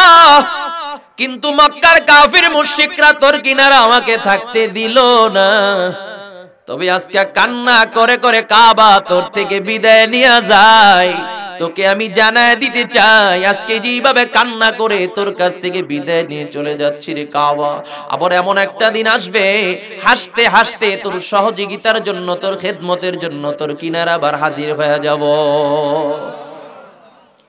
এজন্য বন্ধু আমি আপনাদেরকে বলতে চাই, নবী আলাইহিস সালাতু ওয়াস সালাম, নবী আলাইহিস সালাতু ওয়াস সালাম তিনি শুধু পয়গম্বর নয়, শুধু পয়গম্বরের দায়িত্বই পালন করে নাই, শুধু ইমামতি করে নাই, শুধু মানুষের বাড়ি দাওয়াত খায় নাই। আমার নবীর সারা ডিউটি আছে না নাই? কথা বলেন না কেন? আমার নবী একদিকে মসজিদের ইমামতি করেছেন, অন্যদিকে যুদ্ধের ময়দানে সেনাপতির দায়িত্ব পালন করেছেন, অন্যদিকে আবার শ্রমিকের কাজ করেছেন। এখানে আরেকটা জবাব দিব, কষ্ট হচ্ছে আপনাদের? আরেকটা জবাব দিব, আমরা শুধু এই বয়ানই শুনি আমার নবী না খেয়ে 3 দিন পর্যন্ত পাথর পেটে বেঁধে ঘুরেছেন, নবী ভাঙা ঘরের মধ্যে রয়েছেন, নবী নরমাল জামা পোশাক পরেছেন। আমি বলতে চাই বয়ান কি শুধু এই পর্যন্তই সমাপ্ত? আমার নবী না খেয়ে রয়েছেন, সেই বয়ানই শুধু শুনলেন, কিন্তু আমার নবী যে রাষ্ট্রপ্রধান ছিলেন সেই বয়ান কি করবে? না হাদিস থেকে বাদ দিয়ে দেওয়া হয়েছে, তাই না? রহিত হয়ে গেছে। কথা বলেন না কেন? আমার নবী শুধু না খেয়ে রয়েছেন, এই বয়ানটাই শুনলেন, কিন্তু আমার নবী রাষ্ট্রপ্রধান ছিলেন, এই বয়ান কি হারাম হয়ে গেছে বলে নাকি? তাহলে আমরা বলি না কেন ওলামা ইকরাম? এইটা বলতে গেলেই সমস্যা, এইটা বলতে গেলেই সমস্যা, এইটা বলা যাবে না। আমার নবী শুধু মসজিদে ইমামতি করে নাই, রাষ্ট্রের ইমামও ছিলেন। ইমাম 2 প্রকার। কয় প্রকার জোরে বলেন? ইমামে সগরা, ইমামে কবরা। ছোট ইমাম, ছোট নেতা মসজিদের ইমামকে বলা হয়, আর বড় ইমাম রাষ্ট্রের নেতাকে বলা হয়। আজকে মসজিদের একজন ইমাম নির্ধারণ করার জন্য কত ইন্টারভিউ, কত কিছু, ঠিক কিনা জোরে বলেন? আয় হায়, যে তার দাদায় সূরা ফাতিহা জানে না সেও খোঁচা মেরে প্রশ্ন করে, কি আছে কিনা? আমি নিজে সকাল বিকাল 2 বেলা আঙ্গুল ফলে টান দিতে পারি, গাঞ্জায় টান দিতে পারি, কিন্তু ইমাম সলিড হতে হবে, কি বলি কিনা? আমি নিজে খারাপ হতে পারি, কিন্তু ইমাম খারাপ হতে পারবে না। ইমামের একটু ত্রুটি যদি কোন রকম পায়, তাহলে তার পিছনে নামাজ পড়া যাবে না। মাসে 20 টাকা বেতন দিয়ে 6 মাস বাকি, এই কাজ কেমনে করলো? নামাজই পড়া যাবে না তার পিছনে। কি বলেন না আপনারা? এই গ্রামের একজন ইমাম, গ্রামের একজন ইমাম নেওয়ার ক্ষেত্রে হুজুর এইটা লাগবে, কিন্তু ওইটা লাগবে, তেলাওয়াত শুদ্ধ লাগবে, আমল আখলাক ভালো লাগবে, বিবাহিত হওয়া লাগবে, এই যোগ্যতা লাগবে, এই পাস লাগবে, বলেন না? বেতন দেন 3000, 2000, 2500, 4000। কি কথা কন না কেন? কত ইন্টারভিউ, আয় হায়। শহরে তো ইন্টারভিউর কোনো দেখেনি না অবস্থা কেমন। সব কমিটি একত্র হয়, এরপরে লোক মনে হয় 20 জন দাওয়াত দেয়, এরপর ইন্টারভিউ নিয়ে পরীক্ষা নিরীক্ষা কইরা আবার বাড়ি ফোন দিয়ে দেখে তার বাড়ির অবস্থা কি, পর্দা চতুর্পাশে আছে কিনা, হ্যাঁ, এরপর ইমাম নেয়। অথচ রাষ্ট্রের ইমাম নেওয়ার ক্ষেত্রে কোনো চিন্তাই নেই, একজন হইলেই হয়, চললেই হয়। অমুকের রাখি, ও নিজেও চুরি করে খাইতে পারবে, আমাকেও দোকান নিয়ে দিতে পারবে। এই দেশে যারা মেম্বার চেয়ারম্যান যারা আছে, যারা প্রতিনিধি আছে, এরা যে মাল জিনিস নেয় বা খায়, এই দোষ তাদের না, এই দোষ আপনাদের, এই দোষ আমাদের জনগণের। কথা বলেন না কেন? আপনি নিয়াতি করছেন সেইটা, তাহলে আর ভালো আসবে কোথা থেকে? নিয়াতি তো খারাপ করছেন। হুজুর হ্যাঁ তো কিছু পারবো না, খাজুরকে দেব, নিজেও খাইতে পারবে, আমাকেও খাওয়াইতে পারবে। এই প্রচার আছে না নাই? কষ্ট লাগছে আপনাদের? কষ্ট হলে কিছু আর জীবনেও দাওয়াত দিয়েন না, আর কোনোদিন আসবো না, কোনোদিন দাওয়াত দিন না, তারপর হক কথা বলবো ইনশাআল্লাহ। কেউ ভালো পায় না, কোনো সমস্যা না, আল্লাহ যদি ভালো পায় এতেই আমার যথেষ্ট। কে আর ভালো দরকার নাই। আপনারা সবাই মারহাবা দিলেন, আল্লাহ বললো যে সাইড কেটে নিজের যদি ভালো লাগে সেইটা বলছো, তোর মতো বান্দার আমার দরকার নাই, তাহলে আপনাদের মারহাবা দিয়ে আমার কি হবে বলেন? কোনো লাভ নেই। তাহলে আমি বলবো একজন ছোট ইমাম নেওয়ার ক্ষেত্রে যদি এত গবেষণা, এত পরীক্ষা নিরীক্ষা, তাহলে একজন বড় ইমাম, রাষ্ট্রের ইমাম, তাকে নেওয়ার জন্য একটু পরীক্ষা দরকার নাই? আয় হায়, এত সহজ মনে করলেন, এত সহজ মনে করলেন। ক্বালান নবী সাল্লাল্লাহু আলাইহি ওয়াসাল্লাম, قال النبي صلى الله عليه وسلم من تشبه بقوم فهو منهم أو كما قال عليه الصلاة والسلام। এই হাদিস আমার বাবা বলছে না নবী বলছে? সত্য কথা। তাহলে এর কথা সত্য না মিথ্যা? আমার নবী বলেছেন দুনিয়ায় বসে যে যার আনুগত্য করবে, যে যার পিছে ঘুরবে, হাসরের ময়দানে সেও যেই দিক, অনুসারীরাও সেই দিক। সোজা কথা, সোজা কথা। গাঞ্জাখোরের পিছনে হাঁটবেন, হাসরের ময়দানে গাঞ্জাখোরও যেই দিক, আপনি আব্দুল করিম সেই দিক। কোন রকমের রেহাই পাওয়ার সুযোগ নেই। কথা সত্য, মানেন কি না মানেন, ওয়ামানিল ইল্লাল বালাক, আপনি বুঝবেন আর আপনার আল্লাহ বুঝবে। আপনার কবরে আমি যাব? আর দুনিয়ায় বসে যদি নবীর অনুসরণ করা যায়, কোরআনের অনুসরণ করা যায়, কোরআন ওয়ালাদের অনুসরণ করা যায়, হাসরের ময়দানে আমার নবীও যাবে জান্নাতে, তার অনুসারীরাও যাবে পিছনে পিছনে। জোরে বলেন। সন্দেহ আছে কেন? আমার নবী যে জান্নাতে যাবে এই ব্যাপারে সন্দেহ আছে আপনাদের? তাহলে নবী যাবে জান্নাতে, তাকে যারা মানবে, তার আদর্শ বাস্তবায়ন করার জন্য যারা চেষ্টা করবে, তারা কি জাহান্নামে যাইবে? অবশ্য সহজ ওয়াজ, একদম সহজ ওয়াজ। আল মারউ মা মান আহাব্বা, যে যাকে অনুসরণ করবে, যে যাকে মহব্বত করবে, হাসরের ময়দানে সেও যেই দিক, সেও এই দিক। ব্যাস, তার সাথে তার হাসর নাসর হয়ে যাবে। এজন্য বন্ধু আমি বলতে চাই, নবী শুধু দরিদ্র ছিলেন এইটাও না, নবী মক্কার সবচেয়ে ধনাঢ্য ব্যক্তিও ছিলেন। কি ছিলেন না? সবচেয়ে ধনাঢ্য তো আমার নবী ছিলেন। আমার নবী তো অলরাউন্ডার, আমি আগেই বলেছি। দেখেন এখানে আরেকটা কথার জবাব দেব, কষ্ট হচ্ছে আপনাদের না? মনে মনে কি যে বর্দোয়া দিতেছে। শোনেন, অর্থ সম্পদ একটা বিষয়। দেখেন আমার নবী প্রথমে অর্থ খাদিজাতুল কুবরা সব অর্থ তার কদমে সুপর্দ করে দিয়েছেন। আমার নবীকে যাতে কেউ খারাপ কথা না বলতে পারে, ছোট মনে করতে না পারে, এজন্য তার সম্পদ সব তাকে লিখে দিয়েছে। তা লিখে দিলে সেখানে আর তার কোনো কর্তৃত্ব থাকে? যাকে লিখে দেয় সম্পদ তার না? তাহলে আমার নবী তো সবচেয়ে শ্রেষ্ঠ ধনী ছিলেন। কিন্তু সর্বশেষ আবার দরিদ্রতা তিনি বেছে নিয়েছেন। দরিদ্রতা তিনি বেছে নিয়েছেন। আমার আল্লাহ তো উহুদ পাহাড় যদি স্বর্ণ বানায় দেওয়ার কথা বলতো, সেটাও তো দিত না, আমার নবীকে দিত না। তাহলে আমার নবী ন্যায় নাই, সর্বশেষ দরিদ্রতা বেছে নিয়েছে। দেখেন অর্থ সম্পদ যাহা কিছুই বলেন না কেন, ব্যক্তির উপার্জনে, ব্যক্তির অর্জনে হয় না, এটা আমার আল্লাহ দেয়। আর অর্থ থাকলেই যে সে দুনিয়াদার, বিষয়টা এমনও না। অনেকে মনে করে যে অমুক হুজুর, অমুক পীর সাহেব এত টাকার মালিক হবে কেন? না খাই মরে যেতে পারে না? নবী দি পাথর বানছে, তাই সে ইটও তো বানবে দুই একখান। কি কথা কন না কেন? সম্পদ কি ইচ্ছে করে অর্জন করা যায়? যদি সম্পদ নিজে অর্জন করা যায়, নিজের চেষ্টায়, নিজের মাথার ঘাম পায়ে ফেলে যদি কোটি কোটি টাকার মালিক হয়, তাহলে ঢাকার শহরে বহুত মানুষ আছে, এই কনকনে শীত চলে গেল, একটা লেপ নাই, একটা কম্বল নাই, একটা বালিশ নাই, হাজার হাজার মানুষ আছে ডাস্টবিনের পাশে সারা রাত রাস্তার পাশে ঘুমায় থাকে, আছে না নাই? তারা পরিশ্রম করে কি করে না? তাহলে অর্থের মালিক হলো না কেন বলেন? তার মানে জবাব হলো, কষ্ট করলেই অর্থের মালিক হয় এমন না। আমার আল্লাহ কাউকে বিনা কষ্টেও দেয়, আবার কষ্টের মাধ্যমে দেয়, ইচ্ছা করলে কাউকে কষ্টের মধ্যেও দেয় না। এটা তার সিদ্ধান্ত, তাই না? যেমন নবীদের মধ্যে কেউ ছিলেন বাদশা, সুলাইমান আলাইহিস সালাতু ওয়াস সালাম, পয়গম্বর কি পয়গম্বর না? কিন্তু তিনি রাষ্ট্রপ্রধান হওয়ার কারণে তার পয়গম্বর বাদ হয়ে গেছে, তাই না? কি কথা কন না কেন? তিনি গোটা দুনিয়া, দুই একটা রাষ্ট্র না, হ্যাঁ, গোটা পৃথিবী বাদশাহী করেছেন সুলাইমান পয়গম্বর। হাওয়াই তক্তে উড়ে গোটা পৃথিবীকে শাসন করেছেন। কি মনে করলেন তিনি একজন পয়গম্বর? তাই এটা করলো কেমন? এটা কি এর কাজ? এর দাওয়াতটা দিয়ে মানুষ কালাম টালাম মুসলমান বানাইবে, নামাজ টামাজ শিখাইবে, তাই না? এই কাছে একটা খারাপ কাজ করে ফেলাইছে না? কি কথা কন না কেন? তিনি আল্লাহর কাছ থেকে চেয়ে আনছেন, আল্লাহ আমাকে এমন বাদশাহী দেবেন যেটা বিগত দিনেও কাউকে দেন নাই, ভবিষ্যতে কাউকে দেবেন না, এমন বাদশাহী আমাকে দিবেন। আল্লাহর কাছে চাই আনছে, এমন বাদশাহী দেন পৃথিবীর শেষ পর্যন্ত, এমন বাদশাহী আর কেউ করতে পারবে? কথা বলেন। এই হাওয়াই তক্তে উড়ে গোটা পৃথিবী শাসন, হাওয়াই তক্তে উড়ে আর কেউ করতে পারবে? কেউ না। তাহলে তিনি তো আল্লাহর কাছে চেয়ে আনছেন, আল্লাহ দিছে। আইয়ুব আলাইহিস সালাতু ওয়াস সালাম সম্পদ ছিল কি ছিল না?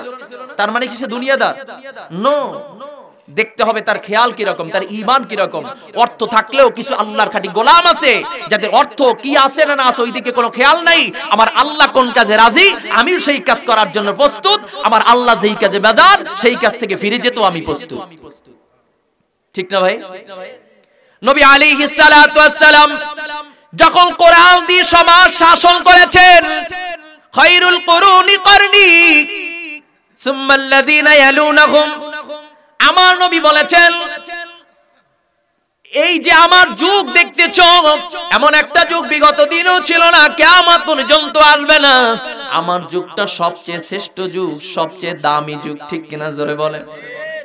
কোরআন দ্বারা শাসন করার কারণে নবী আলাইহিস সালাতু ওয়াসসালামের যুগে রাত 1টা 2টার সময় যদি কোনো নারী রাস্তা দিয়ে হেঁটে যাইতো, তার এই চিন্তা করার প্রয়োজন ছিল না যে ইজ্জত নিয়ে বাসায় পর্যন্ত ফিরতে পারবো নাকি। আমি বলতে চাই মা বোনদেরকে, এই সমাজের মধ্যে এক সময় নারীরা লাঞ্ছিত ছিল, বঞ্চিত ছিল, পদদলিত ছিল, ঘৃণিত ছিল।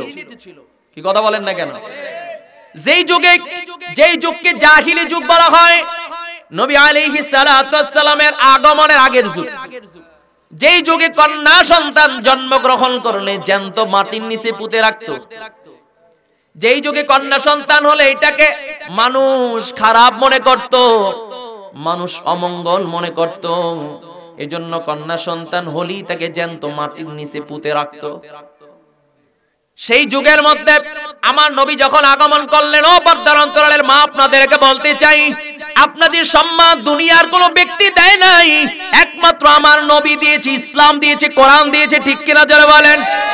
এছাড়া আর কেউ দেয় নাই, কেউ দেয় নাই।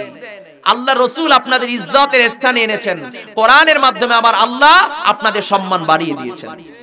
কোরআনের মধ্যে পুরুষের নামে কোনো সূরা আসেনি, নাই, অথচ মহিলাদের নামে সূরা হ্যাঁ আল্লাহ তাআলা দিয়েছেন। মহিলাদের ব্যাপারে কত কথা স্পেশালি সূরাই নাজিল করেছেন, সূরা নিসা। হ্যাঁ, স্পেশালি সূরাই কোরআনে নাজিল করেছেন। আজকে কিছু মানুষ বলে যে হুজুররা নারীদের অধিকার নষ্ট করতে চায়, তাদেরকে বঞ্চিত রাখতে চায়, তাদেরকে ঘরের মধ্যে আবদ্ধ রাখতে চায়। কোন চোরের ঘরে চোর বলেছে যে হুজুররা আবদ্ধ রাখতে চায়? ইসলাম তাদের অধিকার দেয় নাই। কে বলেছে? চ্যালেঞ্জ গ্রহণ করেন। নারীদের অধিকার যদি কেউ দিয়ে থাকে, সেটা আমার নবী দিয়েছে, সেটা ইসলাম দিয়েছে, সেটা কোরআন দিয়েছে। ঠিক কিনা জোরে বলে? কয় খবরদার, হুজুরের কথা মানবছো? তাহলে এখন যতটুকু বাইরে দিতে পারো ঘর থেকে, এও কিন্তু বাইরে দিতে পারবি না। এই বললে বললে তারপর এদের ফিরে রাখে, খবরদার হুজুরদের দিকে ফিরিস না। কত বড় বাটপার, চিন্তা করছেন? কত বড় বাটপার, সম্পূর্ণ কোরআনের উল্টা কথা। অথচ আমার নবী যখন আগমন করেছেন, আমার নবী সেই স্থান থেকে নারীদের মর্যাদা সবার উপর উঠায় দিয়েছেন, নারীদের সম্মান সবার উপর উঠায় দিয়েছেন। নারী জাতির মর্যাদা ইসলাম বাড়িয়েছেন, নারী জাতির সম্মান একমাত্র কোরআন বাড়িয়েছে, আমার নবী বানিয়েছে। ঠিক না বেঠিক জোরে বল? কাজে আমি নারীদেরকে বলতে চাই, যদি শান্তি পেতে হয় ইসলামের ছায়া তল ছাড়া দ্বিতীয় আর কোনো রাস্তা নাই। আজকে যারা স্লোগান দেয় আপনাদের অধিকার বাস্তবায়নের জন্য, আমি বলবো এর মধ্যে সব হলো ধোঁকাবাজি। মূলত তাদের স্বার্থ হাসিল করাই মাকসাদ, আপনাদের অধিকার ফিরে তাদের কোনো মাকসাদ নাই।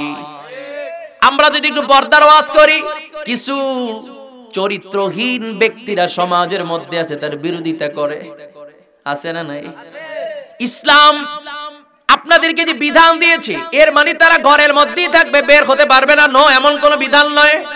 ইসলামের নিয়ম পালন করে নারী বাজারও করতে পারবে, শরিয়াতের বিধান পালন করে নারী চাকরিও করতে পারবে, শরিয়াতের বিধান পালন করে সে পাইলটও হতে পারবে, শরিয়াতের বিধান পালন করে সে সমাজের সব কাজ করতে পারবে। ঠিক কিনা জোরে বলে?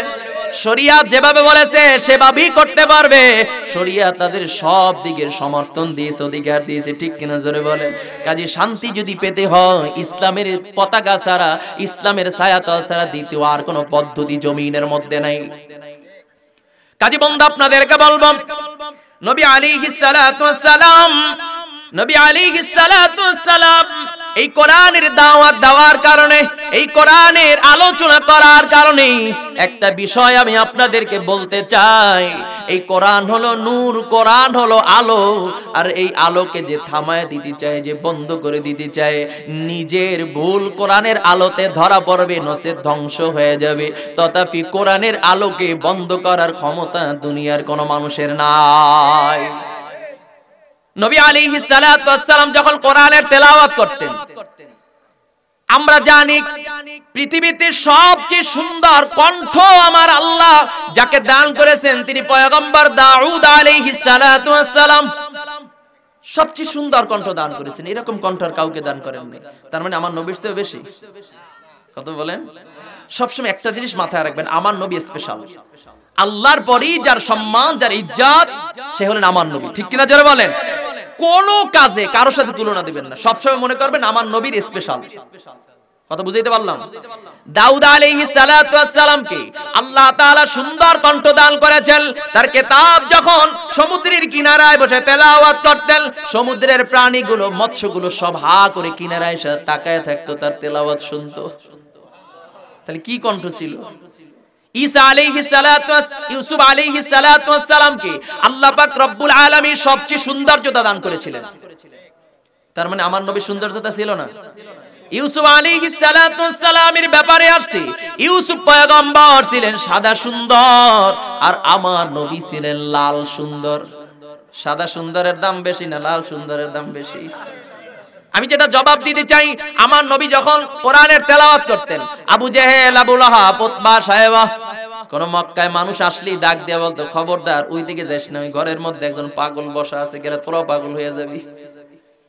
জোয়ারে যদি বাদ দেওয়া হয়, পানির জোর কমে না বাড়ে, যা ছিল তার চেয়ে দ্বিগুণ পরিমাণে বেড়ে যায়। ঠিক না বেটি? জোরে বলেন। মানুষকে যে জিনিস দেখতে বাধা দেওয়া হয়, সেইটা দেখার আগ্রহ আরো দ্বিগুণ পরিমাণে বৃদ্ধি পায়। যখন নিষেধ করলো, খবরদার তোমরা ওইদিকে যাবা না, ওখানে একজন পাগল বসা আছে, গেলে তোমরা পাগল হয়ে যাবা। মানুষ চিন্তা করলো, এতদিন মক্কায় আসলাম, আজ পর্যন্ত এমন পাগলের সন্ধান পাইলাম না, যার কাছে গেলে নিজেও পাগল হইয়া যায়। চল আবার কোথা থেকে নতুন পাগল আসলো, একটু দেখে আসি।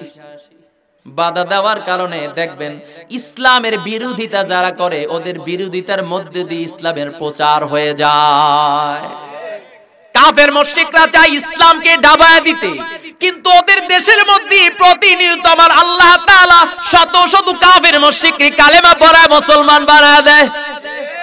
ঠিক না বেঠিক? যারা বলেন। লোকজন যখন চলে গেল, চল দেখে আসি, এমন কোন নতুন লোক আসলো। যখন হুজরার কিনারায় গিয়া দাঁড়ায়,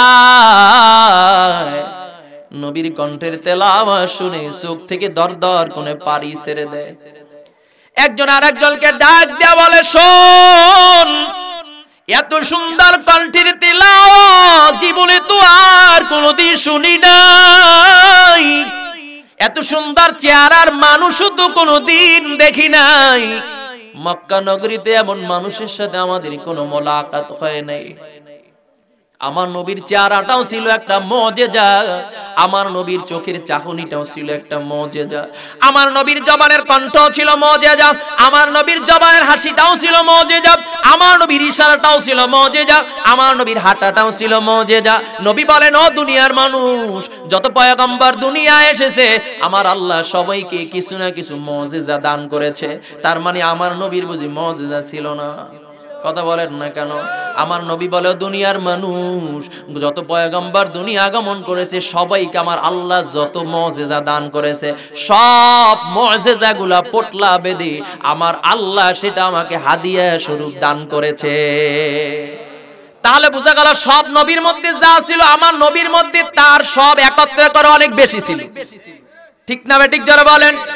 নবীর চেহারার দিকে তাকায়া দরদর করে পানি ছেড়ে দেয়, আর ডাক দেয়া বলে, এমন মানুষ তো কোনদিন এই মক্কা নগরীতে দেখি নাই।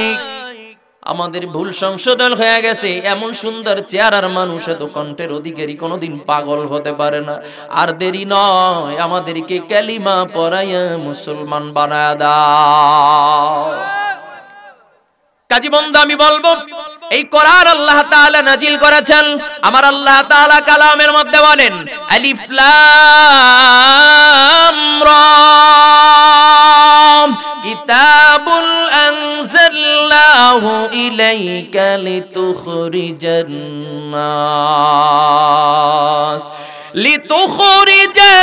নাস মিনাজ যুলুমাতি ইলান নূর।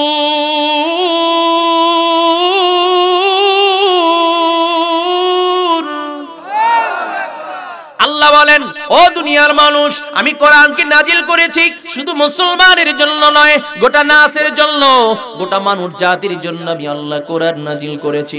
এই কোরআন হলো নূর, কোরআন হলো আলো। এই কোরআনের সংস্পর্শে যেই ধর্ম অবলম্বী হোক না কেন, কোরআনের সংস্পর্শে যাওয়ার কারণে আমার আল্লাহ অন্ধকারের রাস্তা থেকে তাকে আলোর রাস্তা দেখায় দিবে। কাজে কোরআনের সাথে সম্পর্ক রাখার দরকার আছে না নাই? কোরআনওয়ালাদের সাথে সম্পর্ক রাখার দরকার আছে না নাই? না বলবো দেশটাকে তো হুজুররাই খাইলো, কথা কর না কেন? না না বন্ধু, নবী আলাইহিস সালাতু ওয়াসসালাম বলেন কুন আলিমান আও মুতাআল্লিমান আও মুস্তামিআন আও মুহিব্বান ওয়া লা তাকুম মিনাল খামিসা। যদি পারো তুমি আলেম হও, যদি সেটাও না পারো তলেবে ইলম হও, আলেমের ছাত্র হও। যদি সেটাও না পারো আলেমের কথা মেনে চলো। যদি সেটাও না পারো অন্ততপক্ষে আলেমকে মন থেকে মোহাব্বত কইরো, পঞ্চম ব্যক্তির খাতায় নাম লেখাইও না। কারণ পঞ্চম ব্যক্তির খাতায় নাম লেখানো মানে কপাল পুড়ে যাওয়া। এজন্য আমি বলবো, আপনাদেরকে বলতে চাই, নবী আলাইহিস সালাতু ওয়াসসালাম যে রক্ত ঝরানো দিন, যে দাঁত ভাঙা দিন আমাদের মাঝে রেখে গেছেন, আজকে মদিনার দিন মদিনার দিকে ফিরে যায়, অথচ উম্মত সেই দিকে কোনো খেয়াল নাই, যেমন খুশি তেমন চলে। আমার নবী হাসরের ময়দানে যে জিজ্ঞাসা করে, উম্মত যে দাঁত ভাঙা দিন, মাথার মধ্যে লোহার হেলমেটের কড়া ঢুকে গিয়েছিল সেই দিন, শরীর থেকে রক্ত ঝরানো দিন, তোদের কাছে জিম্মাদারি রাইখে আসছিলাম, কতটুকু পালন করছো আজকে জবাব দে। নবীর সামনে দাঁড়াইয়া হিসাব দেওয়ার মতো কোনো সুযোগ থাকবে না যদি সেটা মানার চেষ্টা না করি, ঠিক না বেঠিক জোরে বলেন। আমার নবী যখন এই কালিমার দাওয়াত নিয়ে তায়েফের ময়দানে যায়, তায়েফের কাফির মুশরিকরা ছোট ছোট বাচ্চাদেরকে ডাক দেয়া বলে, ও তায়েফের বাচ্চারা, ও তায়েফের ছেলেরা, তোদেরকে একটা এলান জানায় দেই, এই তায়েফের ময়দানে হয়তোবা মুহাম্মদ নামে একটা পাগল আসতে পারে, আব্দুল্লাহর ছেলে মুহাম্মদ পাগল, হয়তোবা তায়েফের ময়দানে আসতে পারে, আসলে তোদেরকে চিনায় দেওয়া হবে, তোরা তার কোনো কথা গ্রহণ করবি না, শুধু পাথর নিক্ষেপ করে তাকে তাড়ায় দিবি। নবী আমার তার পালক সন্তান যায়েদকে নিয়ে যখন তায়েফের ময়দানে দাওয়াত দেওয়ার জন্য যখন চলে গেলেন, তায়েফের ময়দানে যাওয়ার পর কাফির মুশরিকরা যখন ছোট ছোট বাচ্চাদেরকে দেখা দিলেন, ওই যে আব্দুল্লাহর ছেলে মুহাম্মদ পাগল আসতেছে, তোরা যা তার গায়ে পাথর নিক্ষেপ করবি। ছোট ছোট বাচ্চারা তো আমার নবীকে চিনে না, সে যে পয়গম্বর, সেই পরিচয় তার ওদের কাছে নাই। যখন এই পরিচয় পেয়ে গেল, বাচ্চারা হাতের মধ্যে পাথর নিয়ে যখন তায়েফের ময়দানে আমার নবী আগমন করলেন, চতুর্দিক থেকে বৃষ্টির মতো আমার নবীর গায়ে পাথর মারা শুরু হয়ে গেল। যায়েদ বর্ণনা করতেছে, দুনিয়ার মানুষ, আমার নবী যখন তায়েফের ময়দানে গেল, আমি তাকায় দেখতেছি সামনের দিক থেকে পাথর আসতেছে, আমি দৌড় দিয়ে সামনের দিকে চলে গেলাম। আবার মনে করলাম ডান দিক থেকে বেশি আসতেছে, আমার শরীরটাকে ডান দিকে আমি দাঁড় করায় দিলাম।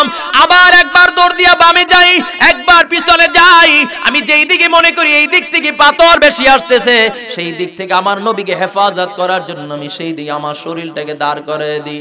আমার নবী একবার আর দুইবার না, পাথরের আঘাত শরীরে পড়তে পড়তে আমার নবী একে একে তিনবার পর্যন্ত তায়েফের ময়দানে বেহুশ হয়ে পড়িয়া যায়।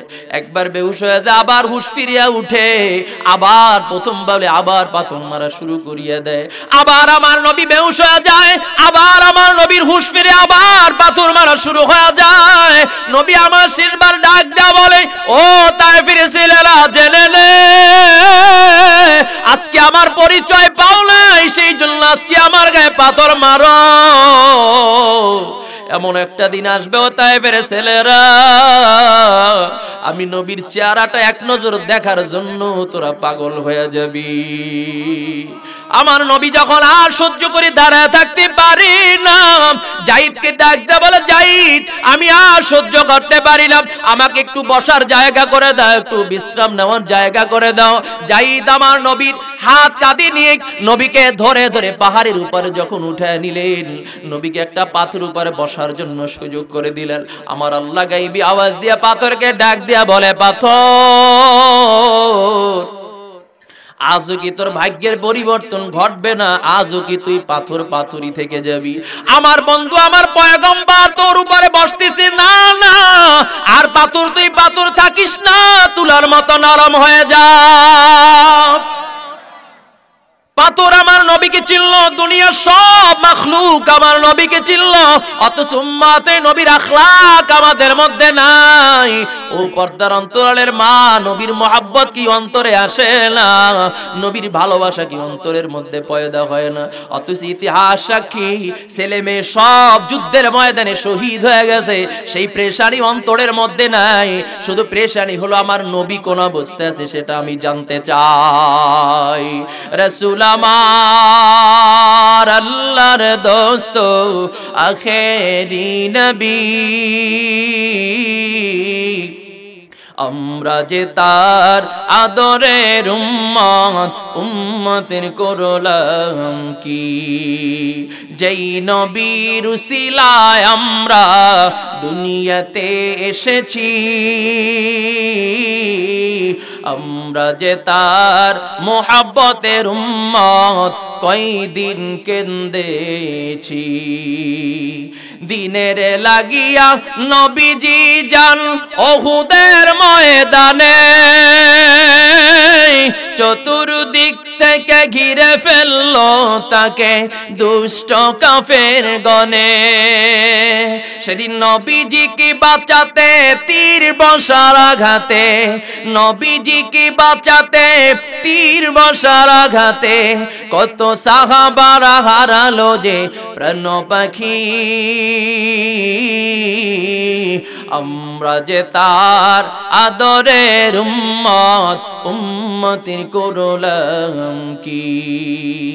দিনের লাগিয়া নবীজি যখন উহুদের ময়দানে যায়, প্রচন্ড এক আঘাতে নবীর একটি দন্ত শহীদ হয়ে যায়। শুনিয়া সেই সংবাদ কতই ছিল মোহাব্বত, শুনিয়া সেই সংবাদ কতই ছিল মোহাব্বত, সকল দন্ত ভেঙে ফেললো ওয়াজকুরুনি। আমরা যে তার আদরের উম্মত, উম্মতের করলাম কি? সেদিন উল্লাসে মাতিয়া কাফিরের দল সব উড়াইয়া যায় পতাকা, ঘোষণা করেছে মুহাম্মদ মরেছে, ঘোষণা করেছে নবীজি মরেছে, আর পাইবে না তার দেখা। সেদিন যত ছিল মুসলমান হইয়া পাগলের মতন, যত ছিল মুসলমান হইয়া পাগলের মতন, ময়দানে করে সবে কান্নাকাটি। আমরা যে তার মোহাব্বতের উম্মত, কয়দিন কেন্দেছি। শুনিয়া সে সংবাদ এক মুসলিম মহিলা পাগল হয়ে ছুটেছে। কাফিররা বলছে তোমার পতি পুত্র সবাই মারা গেছে। মহিলা বলছে চাই না তা শুনতে, মহিলা বলছে চাই না তা শুনতে, বলো কেমন আছে আমার দয়াল নবী, বলো কেমন আছে আমার ইয়তীম নবী। আমরা যে তার আদরের উম্মত, উম্মতের করলাম কি? যেই নবীর উসিলায় আমরা দুনিয়াতে এসেছি, আমরা যে তার আদরের উম্মত, উম্মতের করলাম কি? আওয়াজ দিয়া বলি আল্লাহু আকবার।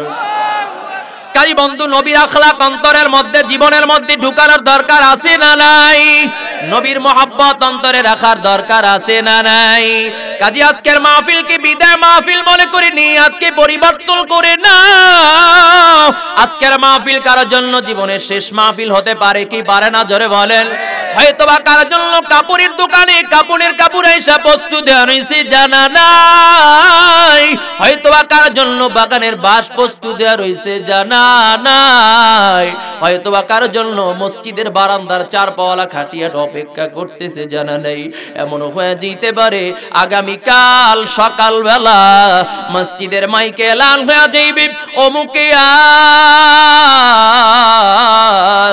দুনিয়াতে নাই, যার জন্য একবার খবর হয়ে যাইবে নাই নাই, আর কিন্তু কোনদিন ফিরে আসা যাবে না। এই দুনিয়া ঘর বলো, বাড়ি বলো, আত্মীয় স্বজন বলো, যা কিছুই বলো না কেন, মৌতের পরে সবাই পার হয়ে যায়, ঠিক না বেঠিক জোরে বলেন? একটা মানুষ যখন ইন্তেকাল করে মাইয়াতের জন্য আল্লাহর কসম করে বলছি, মাইয়াতের জন্য কেউ কাঁদে না, সবাই কাঁদে নিজের জন্য। ছেলে বলে বাবা তুমি মারা গেল, এখন আমাকে কে দেখবে, আমার অবস্থা কি হবে, আমি তো ইয়াতীম হয়ে গেলাম। মেয়ে বলে বাবা তুমি মারা গেল, এখন আমার অবস্থা কি হবে।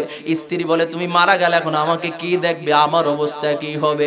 সবাই যার কাঁদা নিজের জন্য কাঁদে, যে মারা যায় তার জন্য কিন্তু কেউ কাঁদে না। ওই বান্দার কবরে কি অবস্থা হবে এই চিন্তা কিন্তু কারো মাথার মধ্যেই নাই, ঠিক না বেটি জোরে বলেন?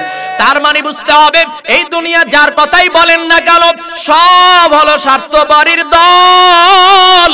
যতক্ষণ স্বার্থ আছে সবাই আছে, স্বার্থ নাই আর পাশে কেউ নাই, কিন্তু নিঃস্বার্থভাবে একজন আমাদেরকে মোহাব্বত করে, তার নামটাকে একটু জোরে আওয়াজ দিয়া বলেন, আরো জোরে আওয়াজ দিয়া বলেন, তার নাম কি?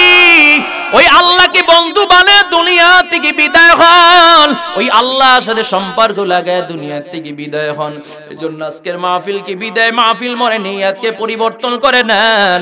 আর কতদিন হায়াত আছে জানি না, আজকের মাহফিল আমার জীবনের জন্য শেষ মাহফিল হতে পারে, আজকের মোনাজাত জীবনের শেষ মোনাজাত হয়ে যেতে পারে। আমি খাটে নিয়ত করে নিলাম আর কোনদিন আল্লাহর হুকুম বাদ দিব না, আর কোনদিন রাসূলের সুন্নাত তরিকা জানা সত্ত্বে বাদ দিব না, আর কোনদিন কোরআনের উল্টা জীবনকে পরিচালনা করব না। যতদিন বাঁচবো কোরআন অনুযায়ী কোরআনওয়ালাদের সাথে সম্পর্ক লাগায় জিন্দেগি পরিচালনা করব, এমন নিয়ত যদি অন্তরে থাকে, আল্লাহর ভালোবাসা মোহাব্বত যদি অন্তরের মধ্যে জায়গা নাই, আমার আল্লাহকে রাজি খুশি করার জন্য দুইটা হাত আমার আল্লাহকে জায়গায় দেখা দেন। আয় আল্লাহ আমাদের প্রত্যেককে 5 ওয়াক্ত নামাজ হিসাবে কবুল করে নেন, প্রত্যেককে মসজিদের সাথে সম্পর্ক রাখার তৌফিক দিয়ে দেন, যাদের সুন্নতের আমল নাই সুন্নতের আমল করার তৌফিক দিয়ে দেন, যাদের দাড়ি নাই দাড়ি রাখার তৌফিক দিয়ে দেন। আল্লাহ কোরআন অনুযায়ী জিন্দেগিকে পরিচালনা করার তৌফিক দিয়ে দেন। আপনার খাঁটি গোলাম রাসূলের খাঁটি আশিক হয়ে কবরে যাওয়ার তৌফিক দান করেন, সবাই বলি আমিন। রাগ করলেন আপনারা? এইরকম আটকে মাহফিল দিবেন এটা বুঝতে আর একটু পরে ঢুকতাম, কি কর নিয়ত করা দরকার আছে না ভাই? এই জন্য বন্ধু আল্লাহ তাআলা যাহা কিছু আলোচনা হয়েছে এর উপরে যাতে